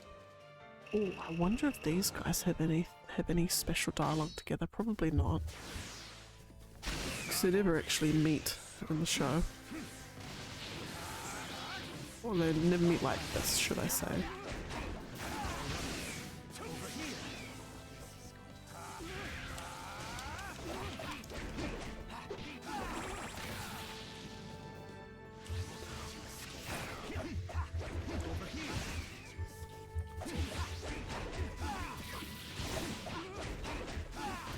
It's funny, the what's it, because I donate, I give monthly donations to Médecins Sans Frontières, or Doctors Without Borders, and it's funny because often when they do this with their yearly charity drive and I get them calling in,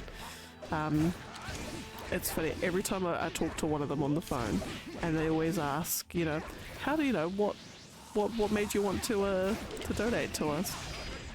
It's funny. It's they kind of don't really know what to say at the end of it, because I'm like, well, there was like, so I'm super into video games, and there's like this video game marathon that they do like twice a year, and for one of them they donate to you guys, and then so like I've known about you guys from that one, and then there was someone who came around to my door once doing like for one of the charity drive things, and he was so sweet because I think it was his first day, and yeah, and I just thought it was I just couldn't say no, and because I knew about you guys before, so I'm like, oh yeah, these guys are pretty good because you guys get donated to by video game speedrun marathons, and they're just like, oh, okay. And I'm like, yeah, so basically video games is why I donate, and they're just like, oh, that's nice. They're sort of like not expecting it at all. But it's yeah, and like I might, like it's one of those things, like I've always wanted to donate to a charity, at least. Do my bit that I can.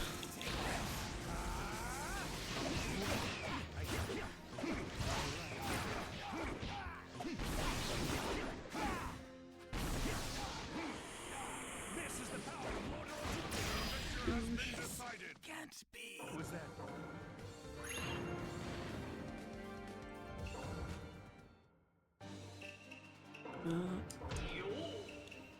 Battle begins.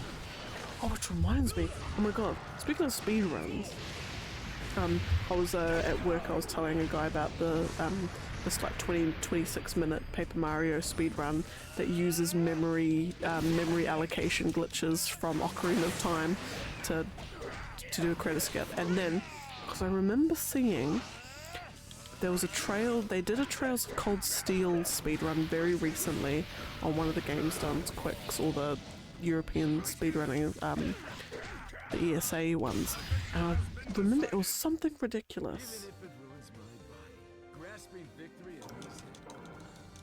Speedrun Trails.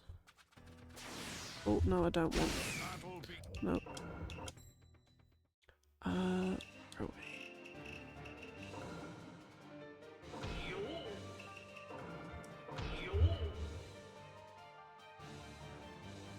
Steel. Oh,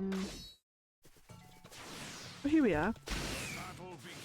So Trails of Cold Steel 1, any %, so they don't need to reach a particular milestone, they just need to get to the end credits. On Nightmare with Turbo enabled, 4 hours to get to the end. Or, what's this one? Oh, here we are. Another one. 2 hours to get to the end. What's this one? Trails of Cold Steel, no turbo, any percent on normal difficulty. 6 hours. Like, oh my goodness. 80% for Trails of Cold Steel 2, 5 hours. I'd love to actually, I might actually watch, because I actually haven't actually seen any of these. I'd love to actually watch what they do.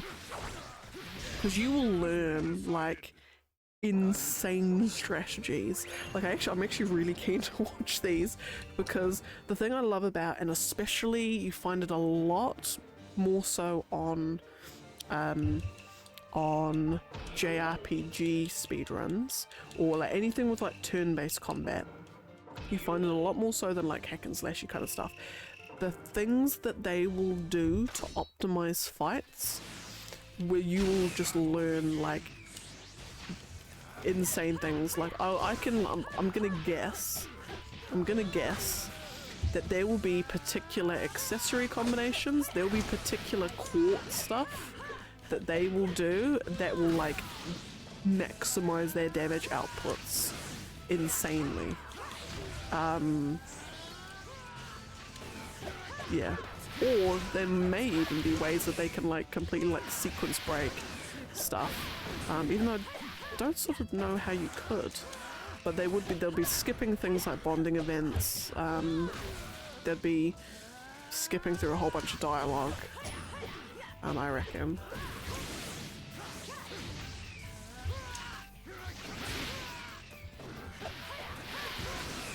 And they'd also be skipping getting optional chests, unless there's like ones with particular items or equipment that they'd want. Yeah, so I might actually watch a couple of those.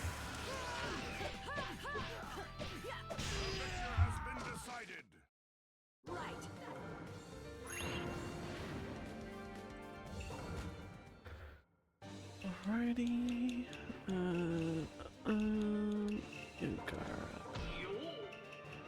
And somebody.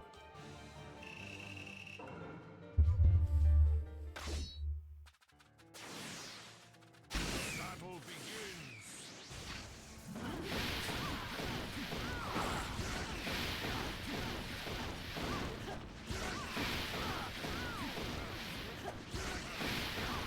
Time to settle the score.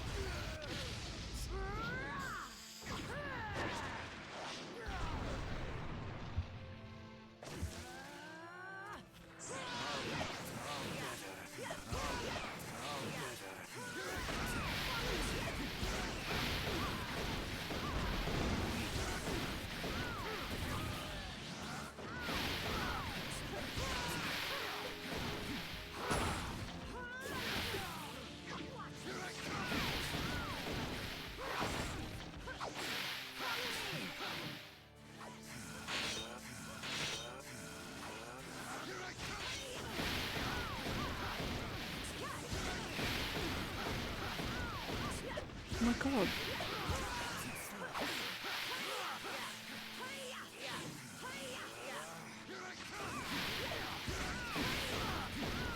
There we go. Goodness gracious. And I'm actually curious.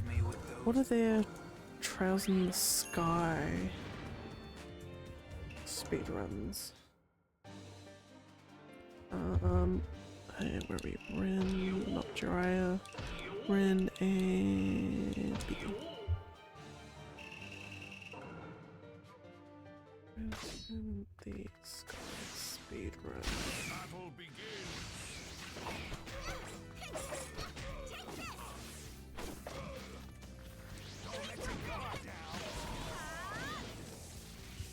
Wow. Trails in the Sky. Glitchless. Under 4 hours. 4 hours and 3 minutes. Bloody hell. What's this one? Any percent and no turbo in the field is for the second for SC is 6 hours. My god.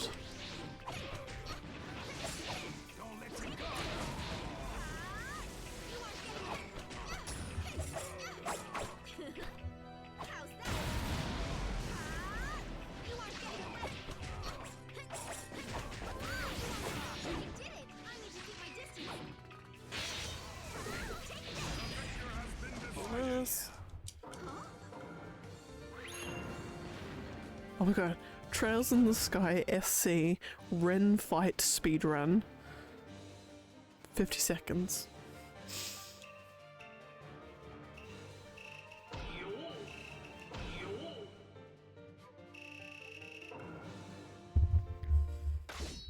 Where are we? 68 plus 8 is 76.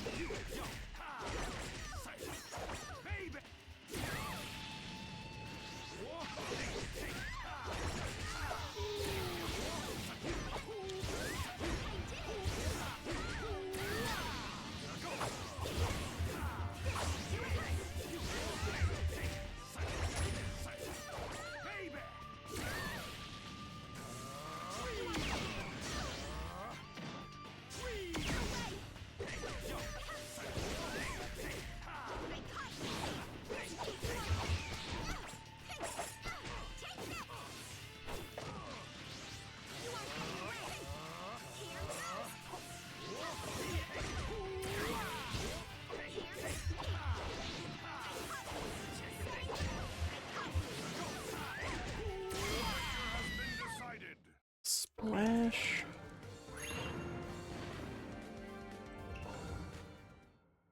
Okay, Yagura. And Yonichi.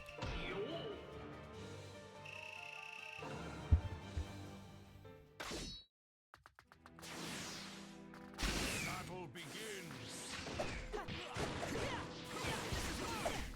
Gentle fist.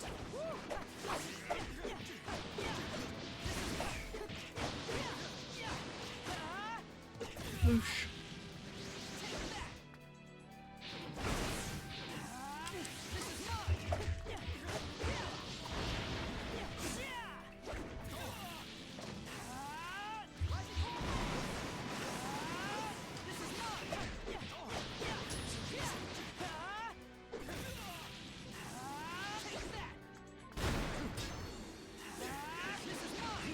But actually, now that I think about it a little bit more, the way that Trails games have the sort of the soft level cap and the way that XP works is actually quite ripe for speedrunning in a way, because you could dodge a hell of a lot of fights in dungeons or whatever on the field. And then you just need to know, you know, which particular enemies give the most XP. And then you'd only probably need to do, you know, skip most of the fights in the dungeon and only hone in on like 2 or 3 in particular, which should give you all the XP that you need to level up sufficiently enough for the boss. So they probably optimize it like that. They optimize it so they only need to do a few fights here and there. Give them the sort of the same XP gains that they would normally. Because once you've kind of hit that soft level cap for a dungeon, there's no point other than gaining Sepith and so on, and like bond levels or whatever. There's no other reason really to do fights.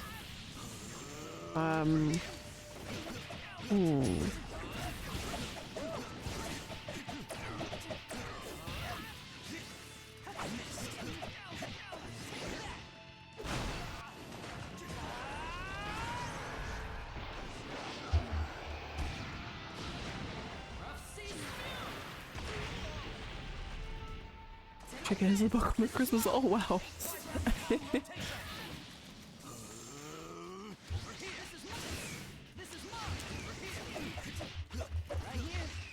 So I'm guessing there's not like a limited print run. I'm guessing like you'll be able to get copies sort of for the next wee while.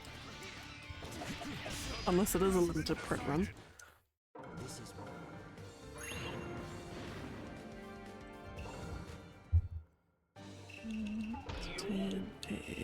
Kashi.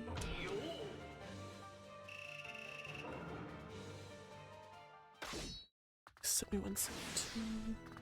Battle begins.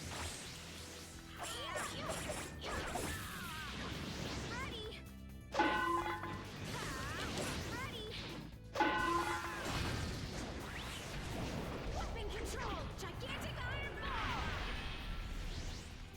Get ready! But it's still technically light outside and it's 8 o'clock in the evening. So one thing about being further south is that we the amount of light that we get in the day in summers is mental. Oh, come on, stop dodging! Bloody hell!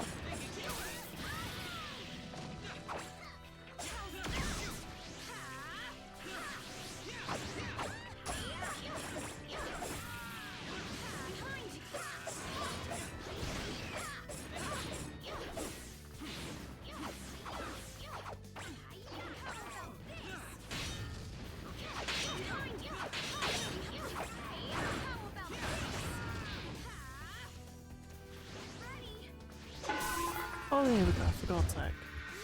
Ninja tools are the best, and so am I. Huh. Weapon control! Gigantic iron ball! Victor has been decided. It's been water everywhere.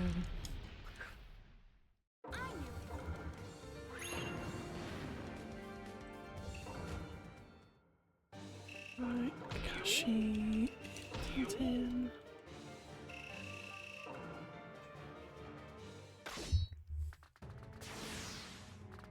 Battle begins.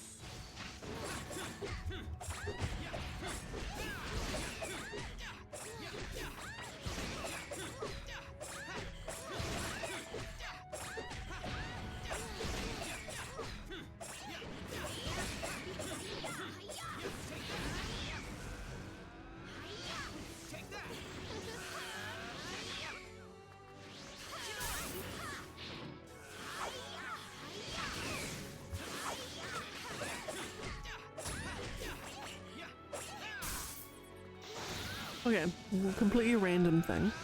Do you guys ever have it where, so I've heard some theories that there's like, when we dream, we go into like a dream world, which is why sometimes you'll kind of get the feeling in a dream where I'm like, I've been here before, like this is like a place in my dreams that I go to. So like, there'll often be like a particular city that I'm in, which is sort of like looks similar to other cities that I've been to, but like I always feel like I've been to the same streets and the same place in this particular city. So it's almost like, oh my god, does it actually exist in like a dream realm and that's where I'm traveling to? That'd actually be pretty cool if it was. But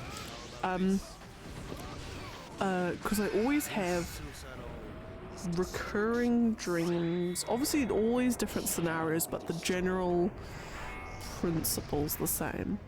And I had another one again last night, which is part of my sort of common ones that I have, is I will always have a dream where I'm returning to school in my last year. I'm like doing the last year of school again, but me and everyone else, we've already left school and we've kind of like come back to do one last year. So like we've all been out, we've been to university, we've been doing whatever, and we've all come back and done another last year. So it's kind of like we're all returning to school and we're all sort of semi like a school reunion, I guess. And we always go to like the school assembly hall, and there's always like a big like either like a prize giving or a big sort of event with everyone there. And all the other members of the school, all the other like younger students, whatever. And it's always like before the event's meant to take place, and it's kind of like the prep work for it. So we go into like the big hall and it's them like putting together the stage and putting together everything. And it's really odd because every single dream I have where I'm at school again is always the same scenario. Like I've just come back it's like day one of the new year and we've all come back to do the last year again, and it will always be that I've forgotten which class I have. Like honestly, every single time without fail, it will be, it's period 1, and I have misplaced my timetable, and I can't remember what class I have, and I can only guesstimate what it is, and it'll always be like English or something, and I'll have always forgotten my English homework, or I'll, wouldn't have started a project that, is supposed to be handing in at that point. Or I won't necessarily get lost as such, but it'll always be that I've forgotten what I had first period and I'll be horrendously underprepared for it. Or that it's like the school's getting ready for like the big prize giving, and it's always at the start, and me and like my friends will be just like mooching around and like meeting up with other people in our year in like a reunion sort of style way. And it's really weird because I had another one again last night of the prize giving scenario, but it's like I've had these sorts of dreams like countless times over the years, and it's always the same. Like it's always the same scenarios, and I'm so fascinated by it because there must be some reason why that's the case. Like obviously, like people do study dreams, there's still so much we don't know about it, like the real reason why we have it, or just, we can only ever speculate as to their purpose, as to their physiological, biological purpose. But like, if I ever did find out, I'd just love to know, why do I keep having these recurring things? Like, because I've heard one sort of theory is that it's the brain's way of being able to sort of troubleshoot and problem solve ahead of time, or like put yourself in what if scenarios so your brain can kind of work out what you could or would do in certain things. And I'm like, well, I've finished school now, I don't need to worry about what's going to happen if I misplace my timetable, I don't know where I'm supposed to be going. I don't need to worry about it anymore, Mr. Brain, so you can stop it, you can cut that out. Don't give me that anxiety, and I'm not even at school anymore. Goodness sakes. Yeah, and then maybe the reunion sort of style as well would be, what could happen at a school reunion and how could I react to things, or, yeah.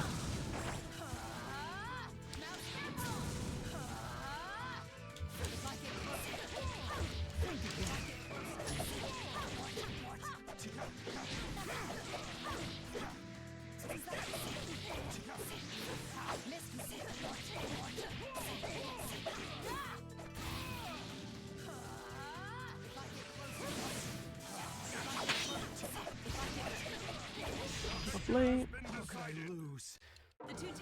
Oh my god, I got 10 again. No. Say it ain't so. So on my like recurring dream list, I'll have the school ones. I'll have one of like a bug that's usually be like that sort of big, chasing me around specifically my mum and dad's house. Will always be chasing me, or there'll be like a bug on the road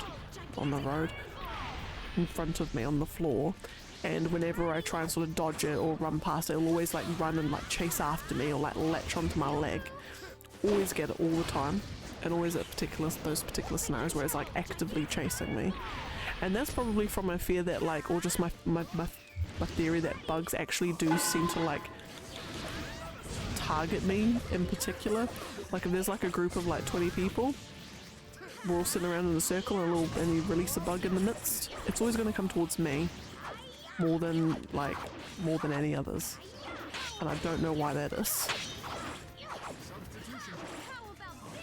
I don't think I'm dirty. I shower regularly. Got no idea why. Yeah, so it's probably my brain figuring out that one. And then do I have any other recurring ones? No, the only other recurring one I can kind of think of would be, again, I'm at my mum and dad's house, and there'll always be a scenario where I'm being not necessarily chased as such, but like actively stalked by someone or some group of people, and I'll always be going around the outside of Mum and Dad's house, trying to like find hiding spots to hide from a person or a group of people that are like trying to like hunt me down kind of thing. And I'll always be at Mum and Dad's house, and I'll always hide in the pool pump shed that they've got around on one side of the house. I'll always hide there. And then what will happen is they'll come out, and then when they've sort of like gone again, I will run through the back door and then through the front door, like through the house and back out the front door, to then run down the driveway and try and like fully escape. I've had that dream at least 3 times that I can distinctly remember. I'm sure I've had it more. Yeah, it's really weird. It's weird how dreams do that.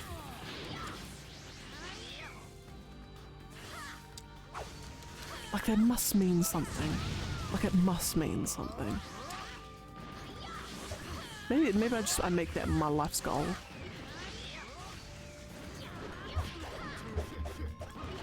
What is going on really with my out of it dreams? Has been decided.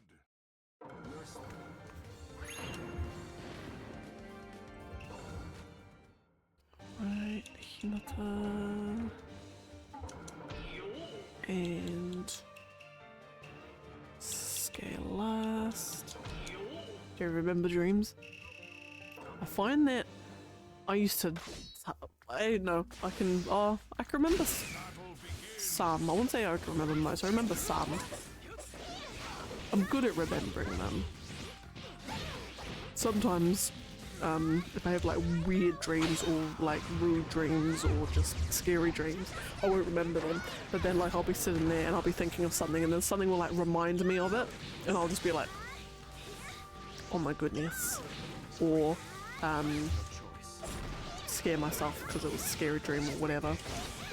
But I find the more, because there was a period of time where I used to like every morning I'll try and write down my dreams, and the more I did it, the far easier it was for me to remember the details of them.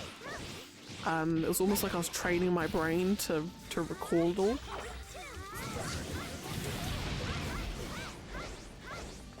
But it might also be a lady thing too, because I know most of the males I've talked to just can't remember anything. Like the boy can never remember anything to do with his dreams. But all the women I've talked to can.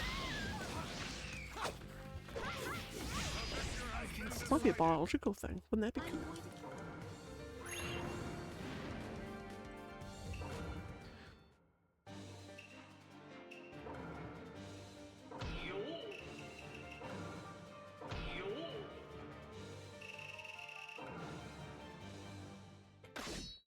After the next 2 fights, I'm gonna run an ad and then I need to go to the bathroom because I'm busting. But I think it's because I'm drinking heaps of water.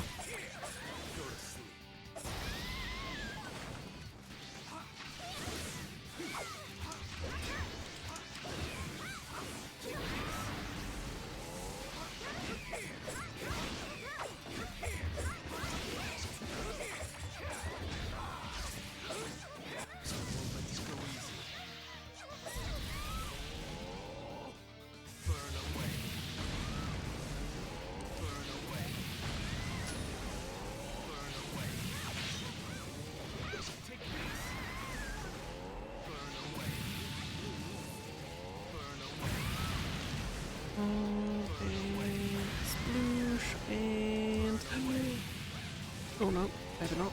And no. And oh my goodness, Hinata, can you not? No choice.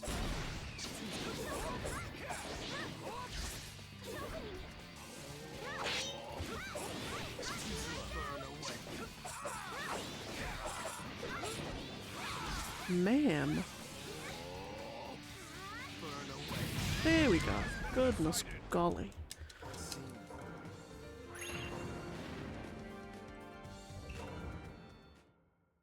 Where are we? Kai and Shisui.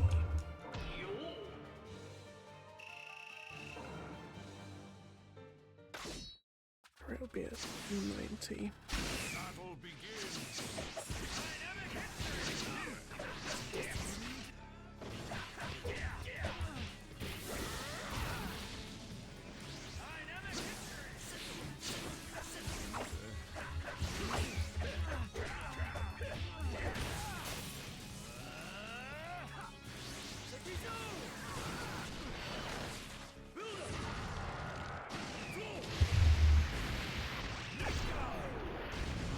Although I have found from my findings when I did have my dream journal, my findings is that you are definitely, your dreams are definitely 100% influenced by things that have happened the previous day, whether it's topics you've been talking about, shows you've watched. Oh, hello.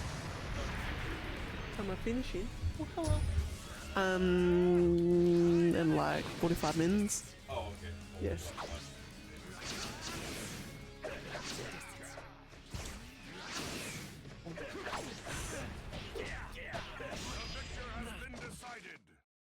I broke my arm and my ribs. Thank but you. I also pulled victory in I got my lighting. No, that's right, you can turn it down. You can turn it on. I usually have it on anyway.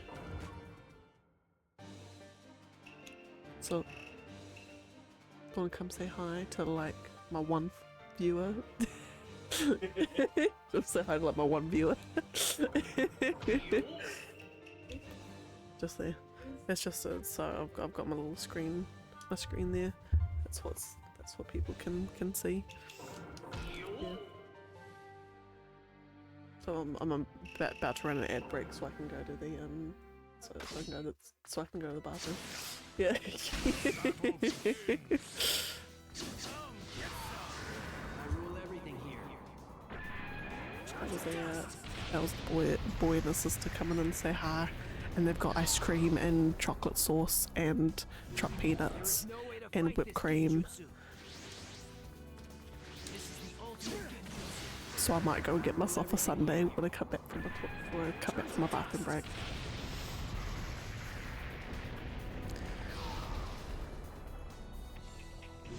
There is no way to fight this genjutsu.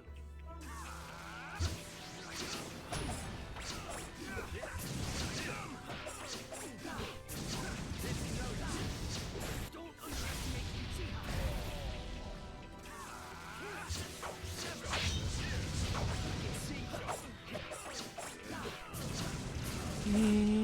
Sever this.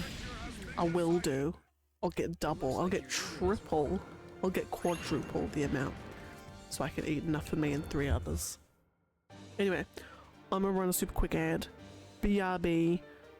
Stay hydrated. Get yourself some water, cups of tea, or ice cream. BRB.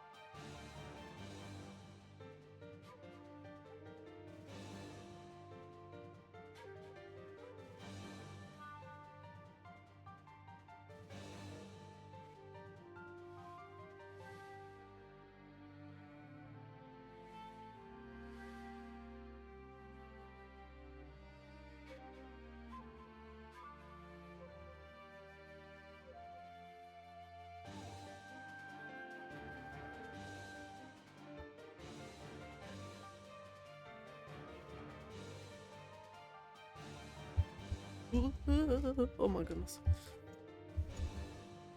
Okay, we back.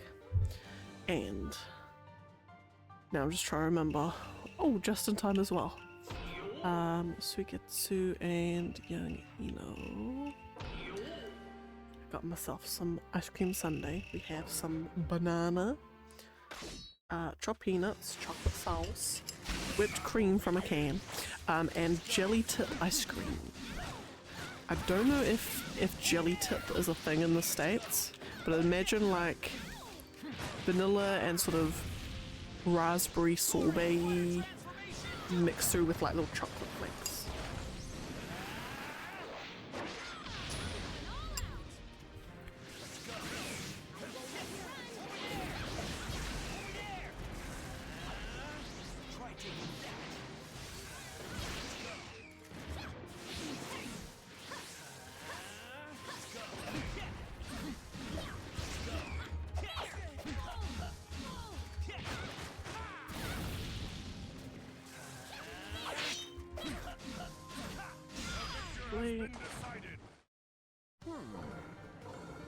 Oh, and I got banana as well, slice of banana too, because we have to be healthy.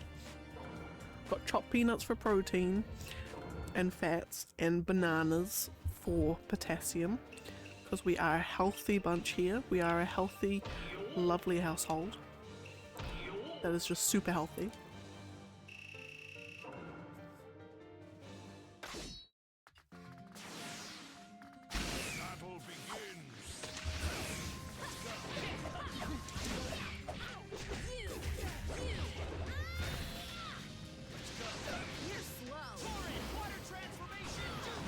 Oh, come on.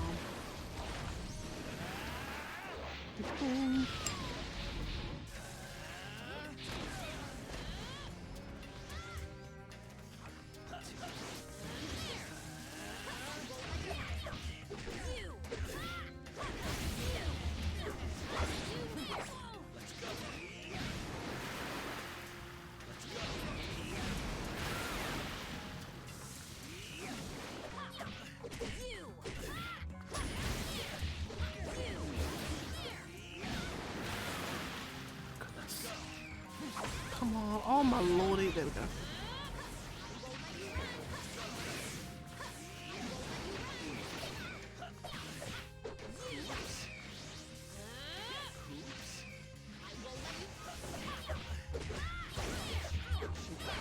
Come on. There we go. Lovely. Right. I don't know if my skills are getting rusty or for some reason today fights are just generally taking way longer, or just the enemy seems to be like the computer just decides to, it's like just realize, oh that's right, there's a substitution gauge, I should probably start using that. One of the two anyway.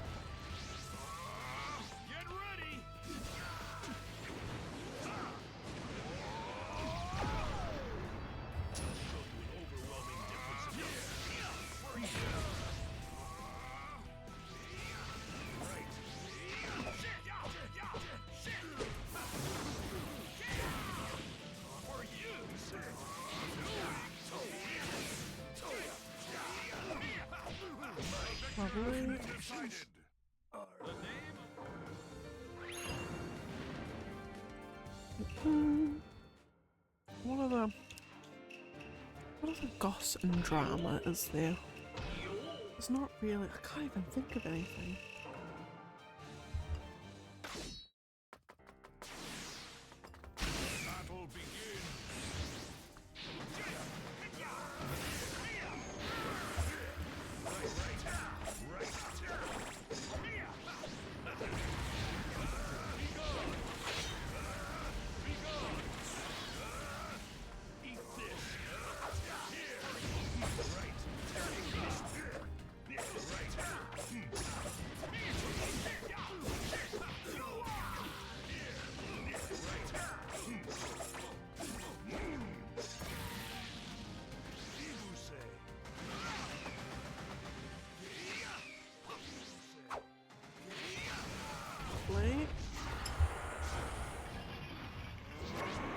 Hmm. The powerless must bow Actually, in terms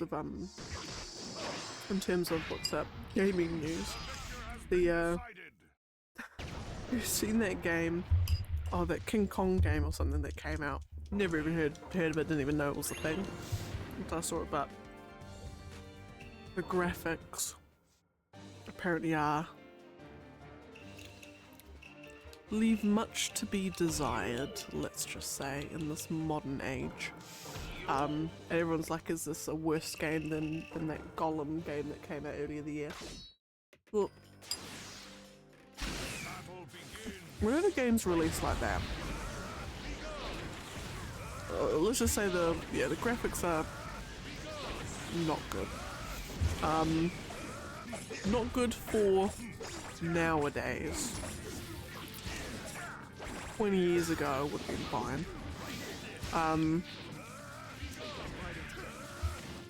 Like, I'm always just so curious as to just wish I was a fly on the wall on all the meetings that they have in their development studio.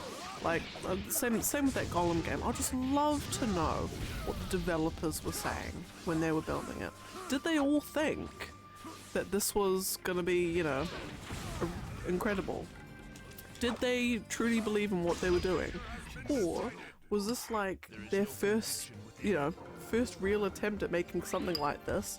So they were all like had to sort of upskill and learn on the way, and this is what they came up with. It's like a little, like, I just love to know what goes on, because surely,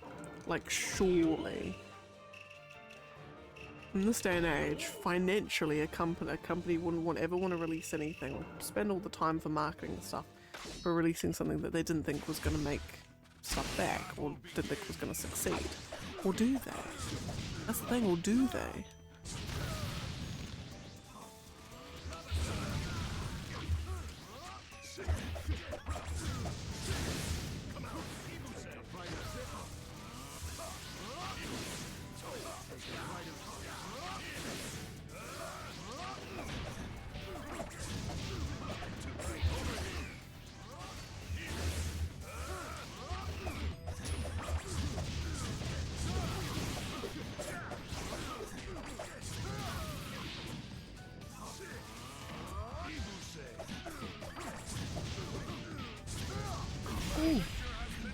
No, that is all good, but oh my goodness, I hope the stream goes well if I don't pop in.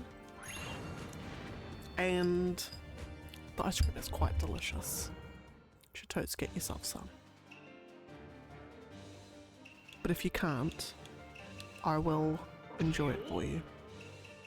But no, take care, Ball. As always, it is fabulous to have you here. And I hope you have some fabulous reading with your new books. Can I also add? So, take care.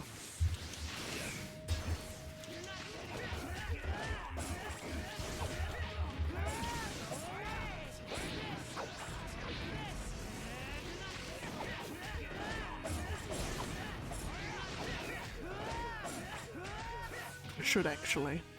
I actually full on should. I might just even do that as well. I'm sure I would actually. If it's Falcom, I probably would.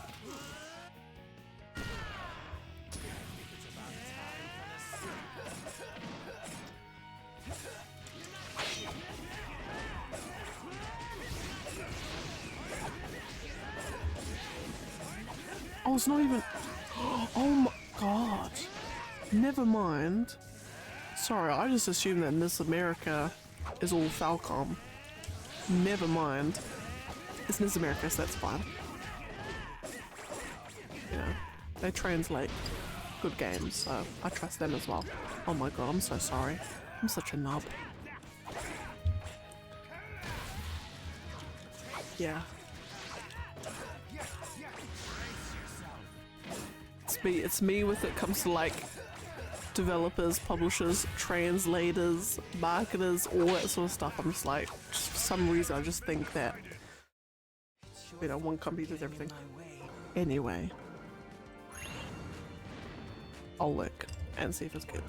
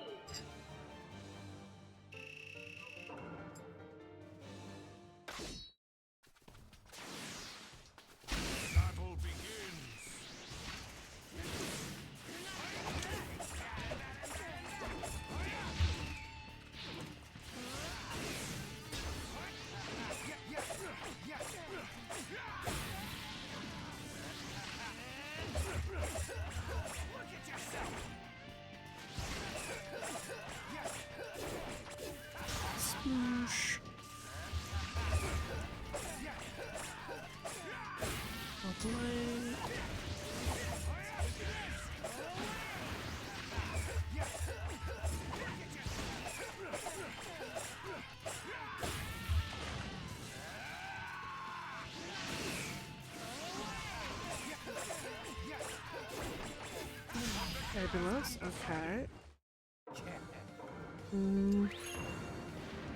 I think. So we've got... Should be able to reach, 19192, yeah. Should be able to reach 1416 by the 3-hour mark. I might just do some cheesy spams with the characters that I can do cheesy spams on. Dunzo being a lovely one of them.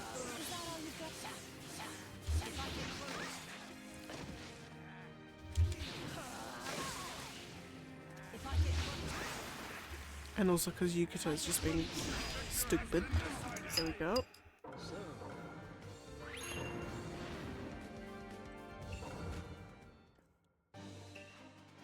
And Dunzo.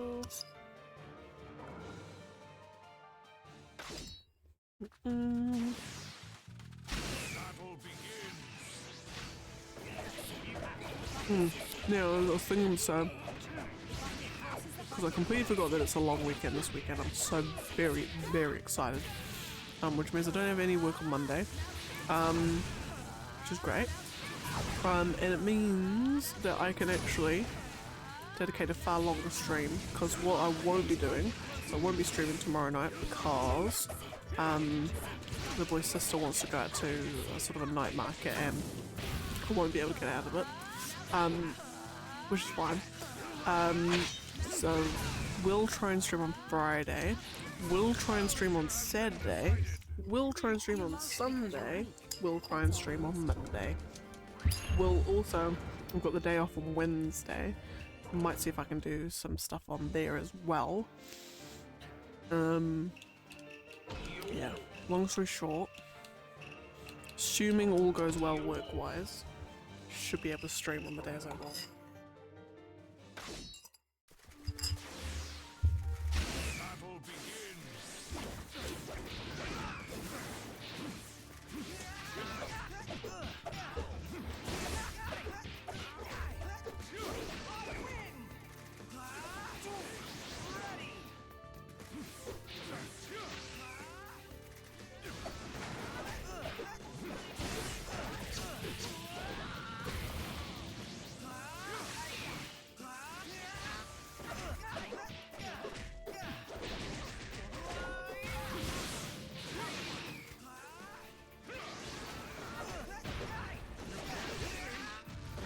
This is like the worst lemon nap.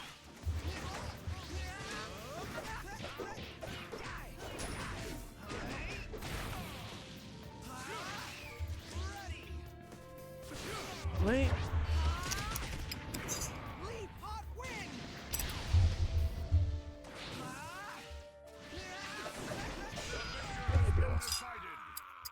You lack hot-bloodedness. You cannot defeat me that way.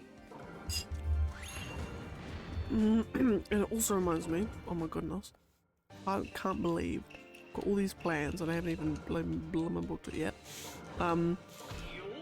Whatchamacallit, on when I get paid next week,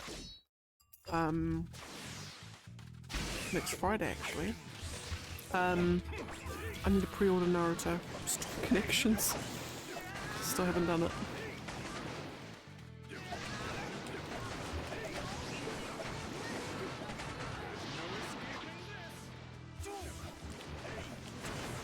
And I also need to make sure I can leave work on at a reasonable time. Which I should be able to.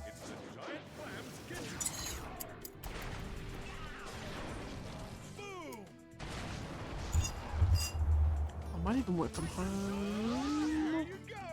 Actually, no.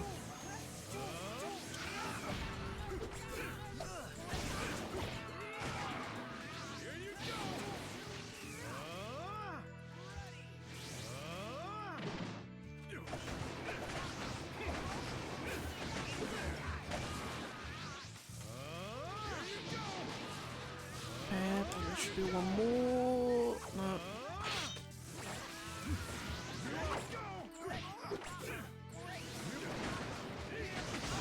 Fabulous.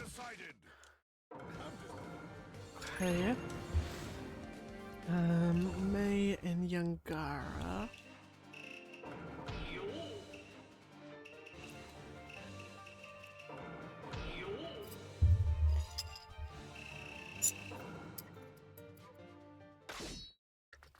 Because then, when the other Naruto game does come out, I'm kind of going to use it as an opportunity just to slow down a little bit on the Naruto particular streams. I'll only probably be doing Naruto like once a week.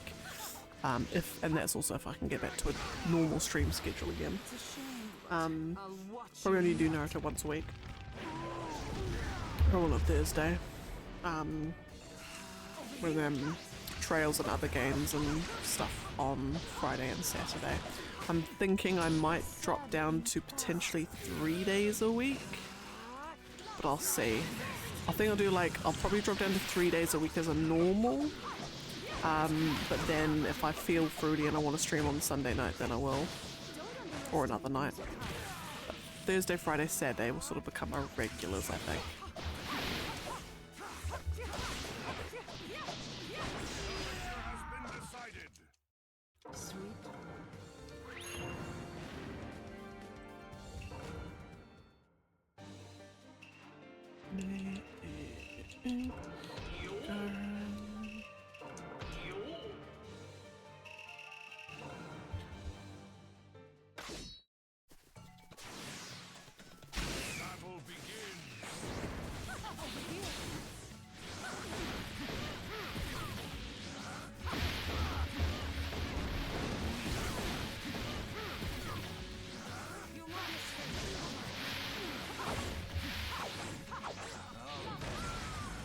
I feel like I've done this fight before. No, Tsunade is the one I'm thinking of.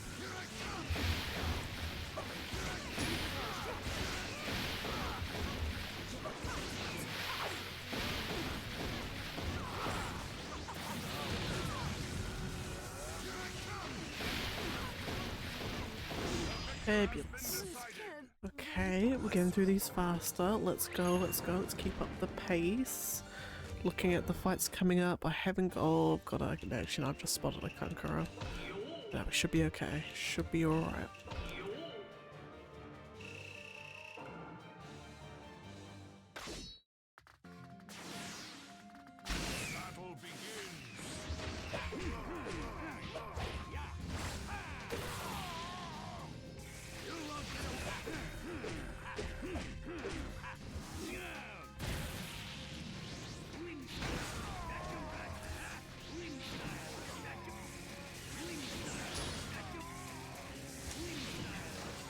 Go basically spam this, and that's if I can get enough chakra to spam it, and then skadoosh, lovely jubbly.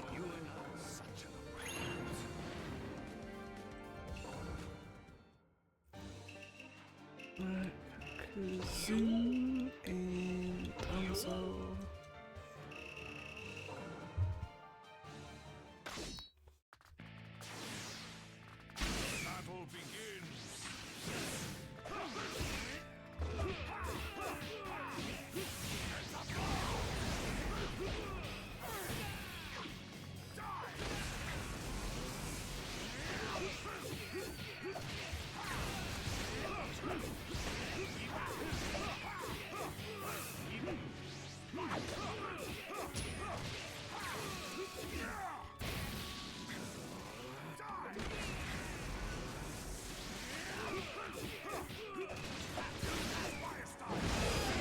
Fabulous. Oh my goodness, okay. If only I could have gone through fights at this pace before, we would be a hell of a lot further than we are now. But say lovey. Life goes on. Which is kind of crazy though, how we're just getting so close to 1,000, so close to 3 figures. It's gonna feel unreal when we get to 3 figures. Look, if I think actually I sort of calculate. So what are we doing? So it was Wednesday. So Wednesday we'll get down to 1-4-16. I might even get down to 1-4-10. So then that means Saturday we'll get down to 1-2-90. Maybe even 1-2-80, I think. Sunday we'll get down to 1-1-50. And then I suppose I'll do a super long stream on Monday. We'll get down to... So it could be on Monday we actually get down to 1,000. Potentially.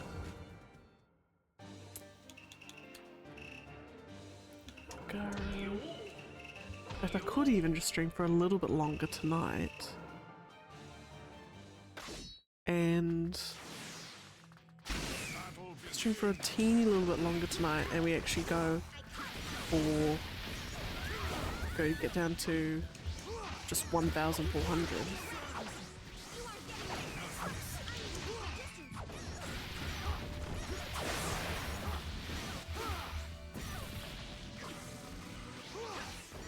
Potentially.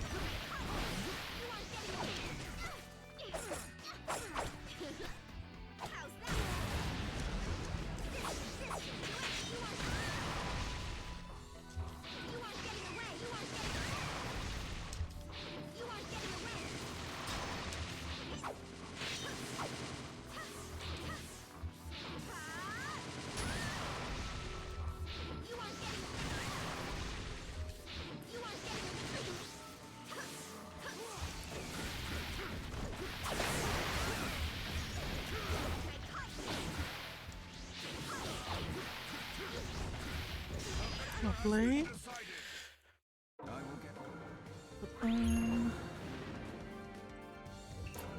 Sai and not Iruka, get back. Sai and Yankakashi.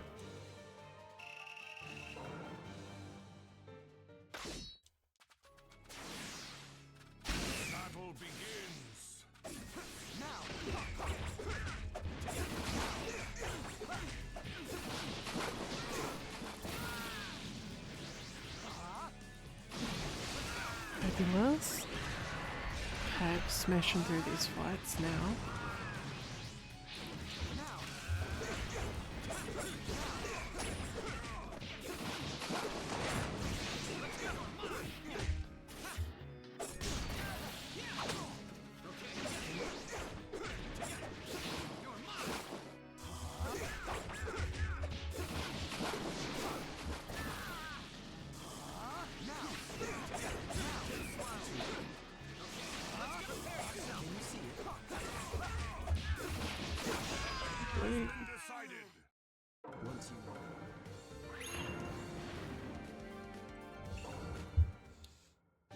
Okay, Kakashi. Do a fireball jutsu because it's gonna be way faster than Chidori. I'm just gonna basically just spam that the whole way. Methinks.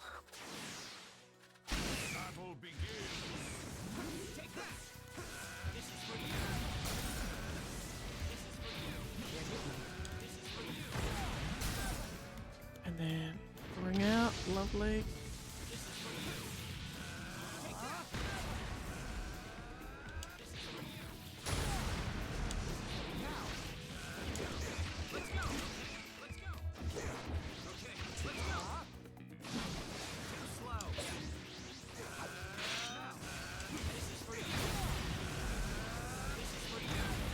And skitoosh.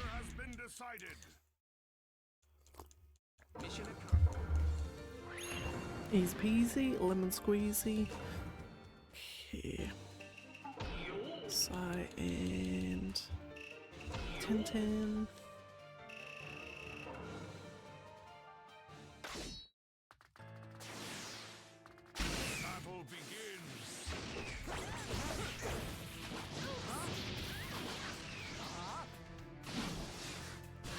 Might do two of these.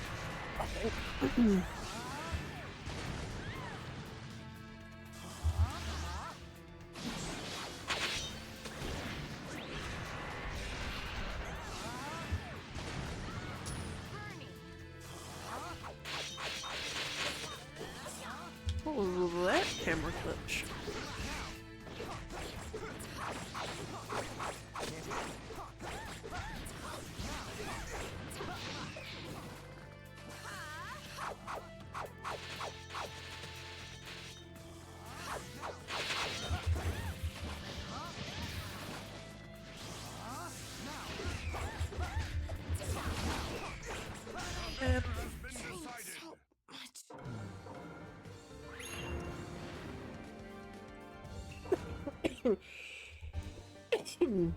Excuse me, goodness. Get inside, which we're gonna spam ultimates on. Hopefully he doesn't dodge.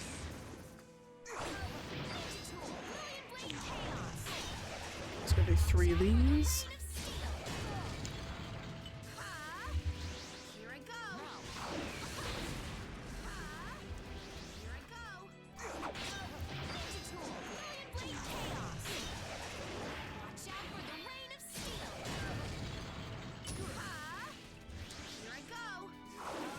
Fabulous.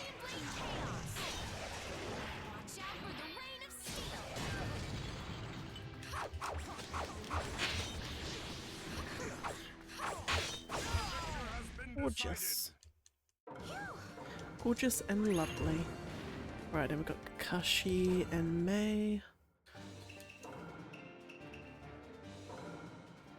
Oh, come on, there we go. Kakashi and Mei. And we're just gonna spam the hell out of lightning cable. Because it does so much damage.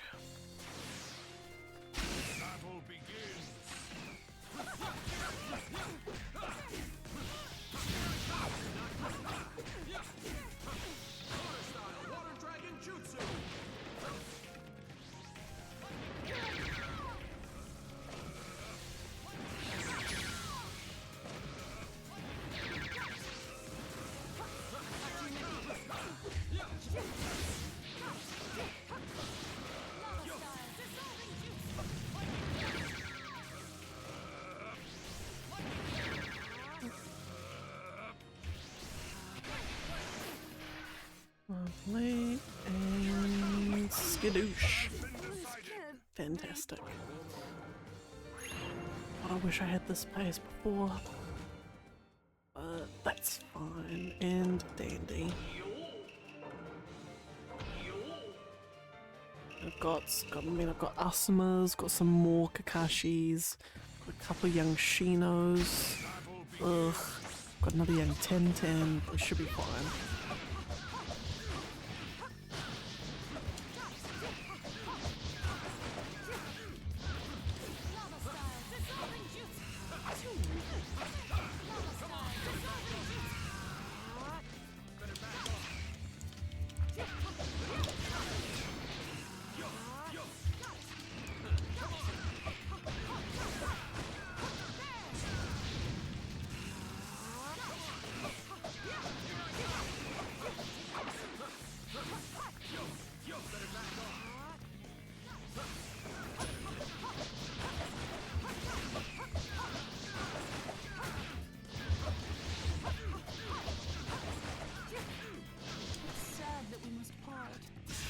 Lovely. Okay, Asuma and young Shino. Asuma and Shino.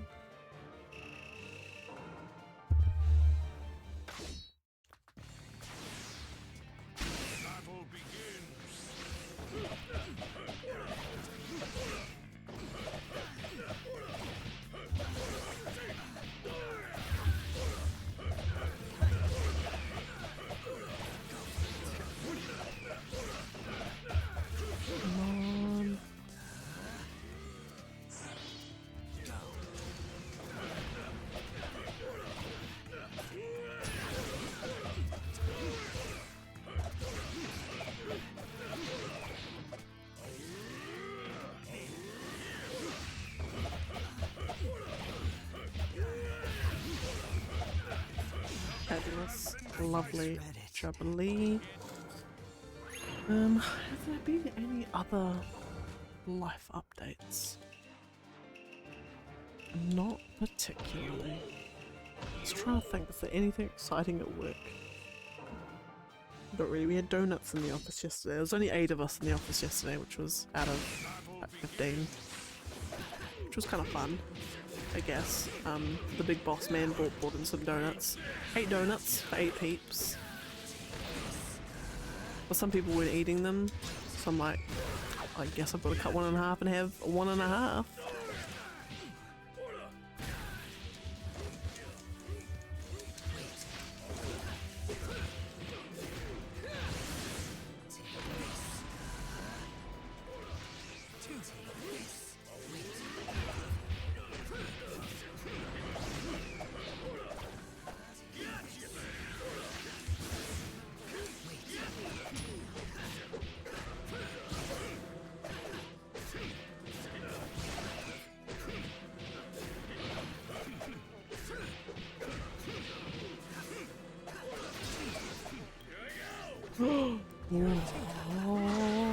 There we go.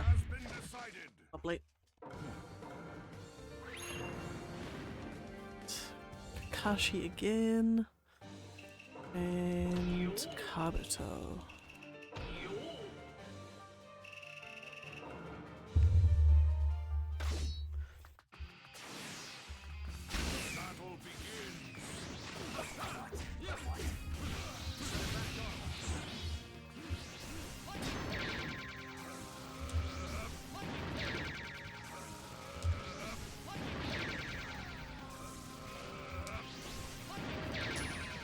Come on, Kabuto, you got this.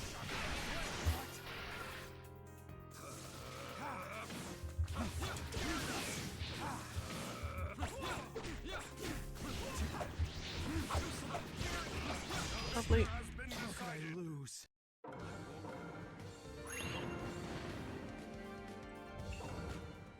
And Kabuto. Kashi.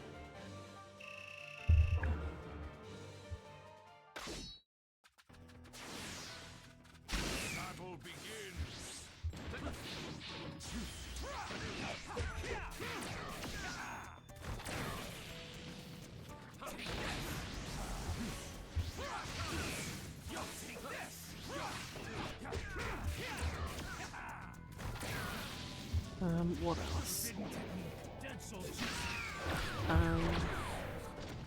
No, I'm completely and utterly out of things to talk about.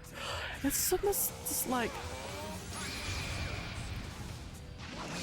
I'd love to just know like how techniques people use to sort of never run out of things to talk about. Sometimes I'm just like, is my life that uninteresting? I mean, exciting thing that happened yesterday is the boy and me made some delicious macaroni and cheese with some chicken. It was quite delightful. Had some for lunch for leftovers. That's probably the most exciting thing that's happened.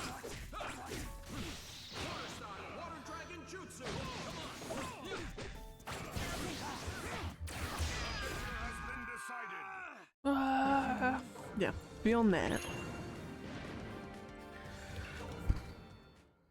What actually no, I feel like we've done stuff. What have we done? We went out on Saturday night. We went out to a Korean barbecue place, like one of those places where you can like you just grab all the raw meat, put on the plate, and then just slap it on the hot plate at your table. That was amazing. That was actually quite nice. We had eaten a fair bit beforehand, so we didn't eat as much as we would have liked, or as much as I would have liked anyway. But I've said to the boy, oh my god, me and you, we're coming back here at some point. That was amazing, lovely. So we're glad that we've actually managed to find a good Korean barbecue place in our city as well, which is always lovely, discovering new food places. We're not exactly, we wouldn't call ourselves foodies, but we do love a good meal. We do love some good food. To be ever so pleased to have found somewhere.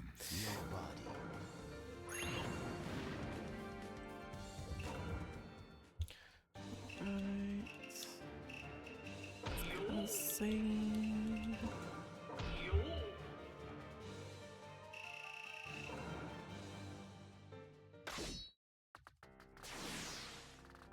Battle begins.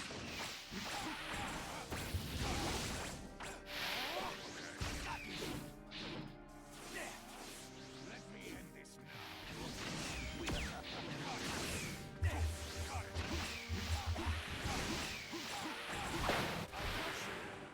Oosh.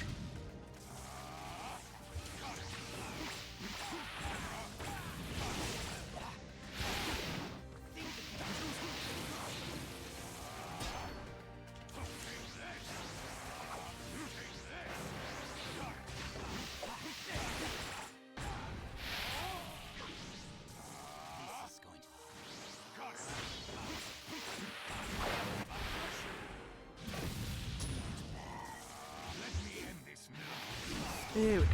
Lovely.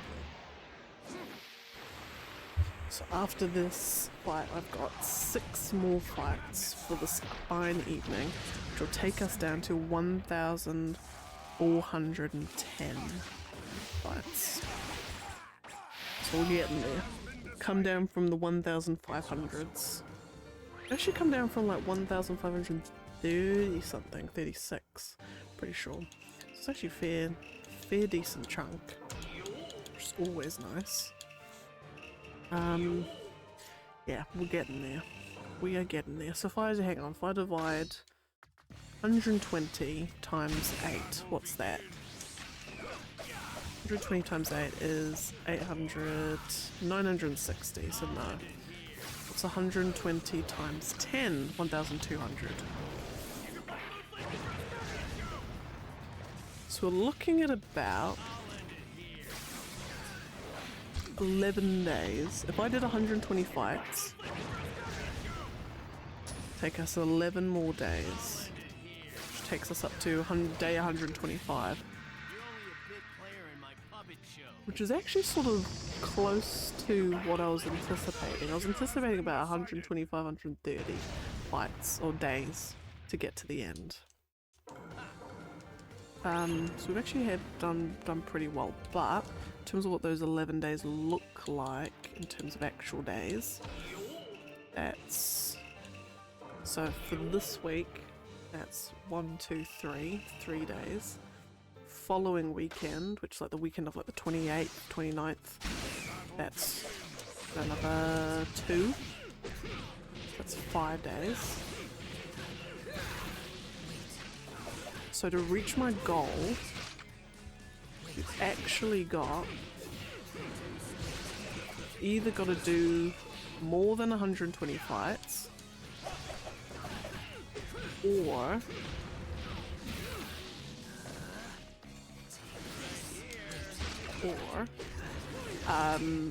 stream, I've got to somehow map out 11 days between now and 13th of November. Well, technically, no, it doesn't have to be the 13th. 13th is the Sunday before Storm Connections comes out, and I need it done by before Storm Connections comes out. I mean, I don't need to, but it's like the logical, you know, get this done and then, you know, get this done and then go straight into Storm Connections. It makes the most logical sense. It's sort of, it's a self-imposed deadline a little bit.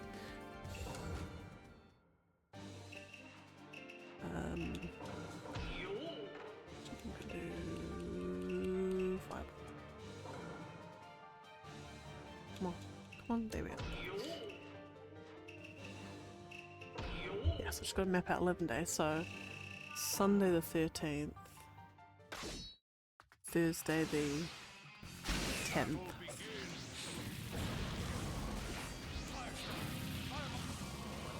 Yeah, we'll see. Should be able to.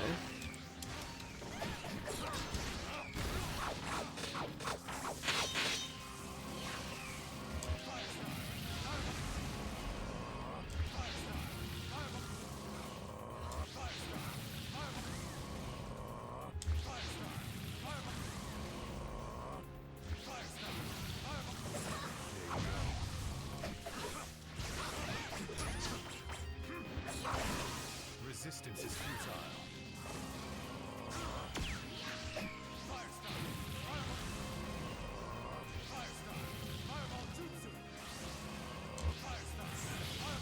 Fabulous. Lovely. Yeah. I should be fine. I should be okay. And ideally, if the last day can be on Sunday the 13th, then what I might do sort of either on the Monday, Tuesday or Wednesday before Naruto comes out, I do my tier list of Naruto characters that are the best to play as and the worst to play against.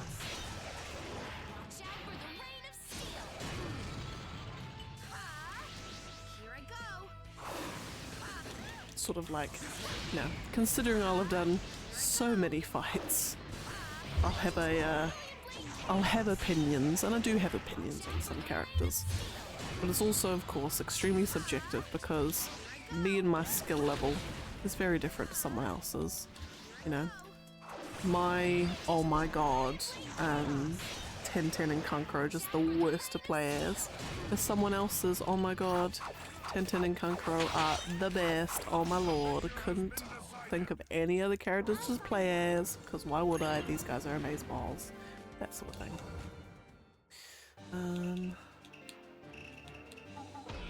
Right now I've got these guys as the last two fights for today, which takes us down to 1,410. Question will be, do I want to chuck in, do I want to cram in a couple more? Thinking I might do 4 more fights, because then there'll be 130 fights we've done today.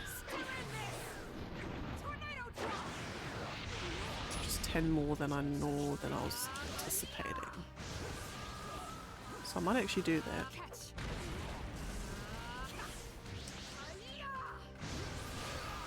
Might actually do that.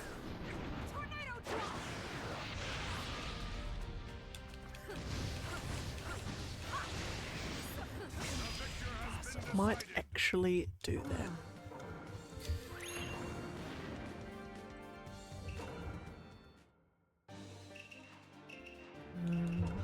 Obito and Tamari.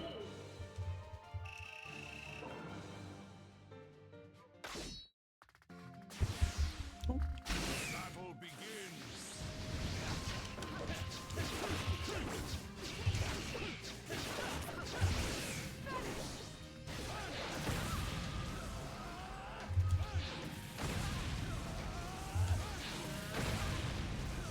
Come on, Tamari, you got this. There we go. That's it.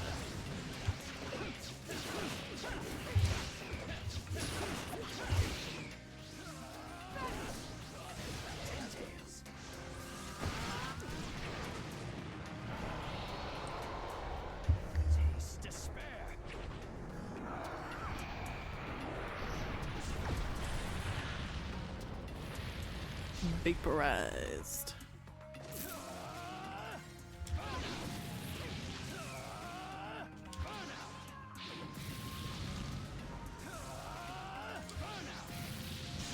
Beauty. Beauty, lovely, amazing. Okay, 4 more fights to go, and then we'll have hit 130 fights done. It's annoying that the the counter ends at 99, or it can't count any further, which is odd. It's an odd thing, but I suppose they weren't exactly expecting people to be doing 130 fights in a row. But anyway,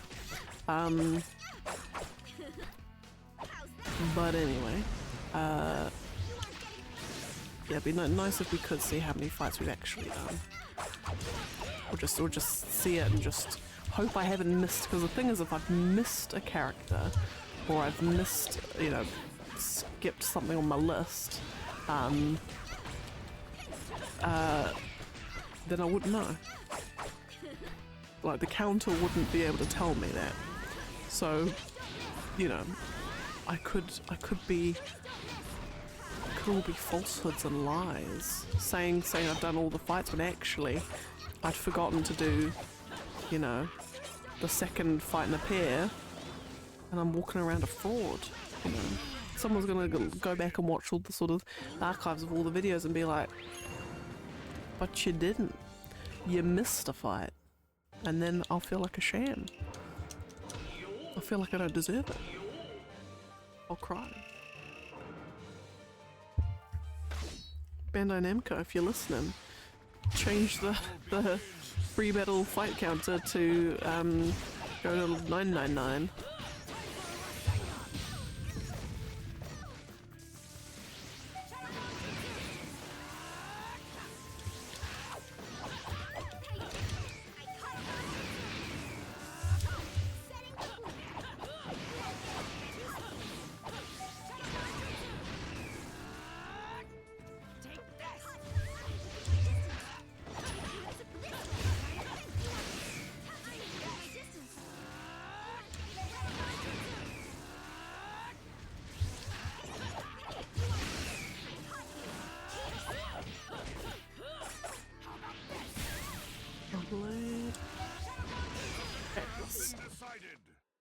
Fabulous. Okay, 2 more fights to go, and that is us for this fine evening. Kiba and Kisame, which should... Kisame will be a fast fight. He generally is.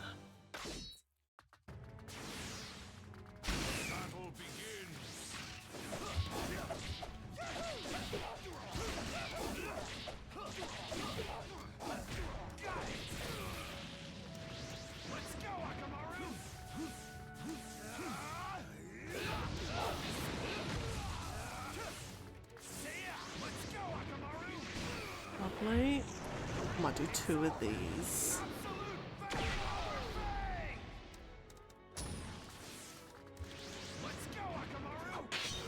Yeah, I'll do 2 of these, and that should be melee combos to the end. Fabulous.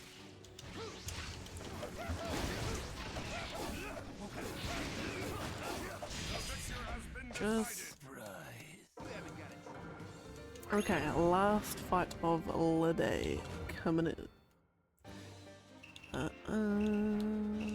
Kisame and Kiba.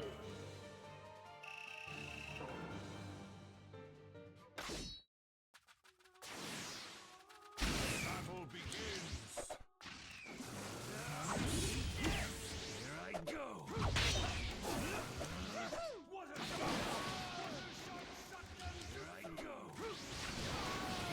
Wait. Water style. Super water shock ball jutsu.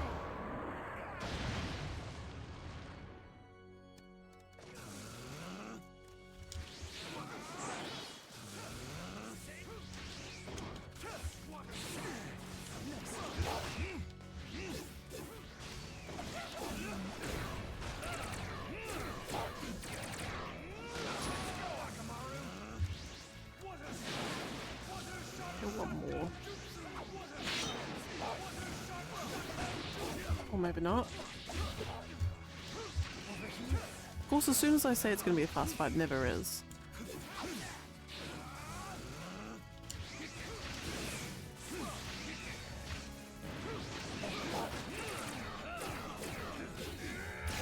There we go. There we go. Okay, right. Update the list, and that will be us for this fine evening. 1,406. Alright. So did 130 fights, which is a hell of a lot. But we did it, and now I must depart. So I won't be streaming tomorrow. So go out to some night market or something.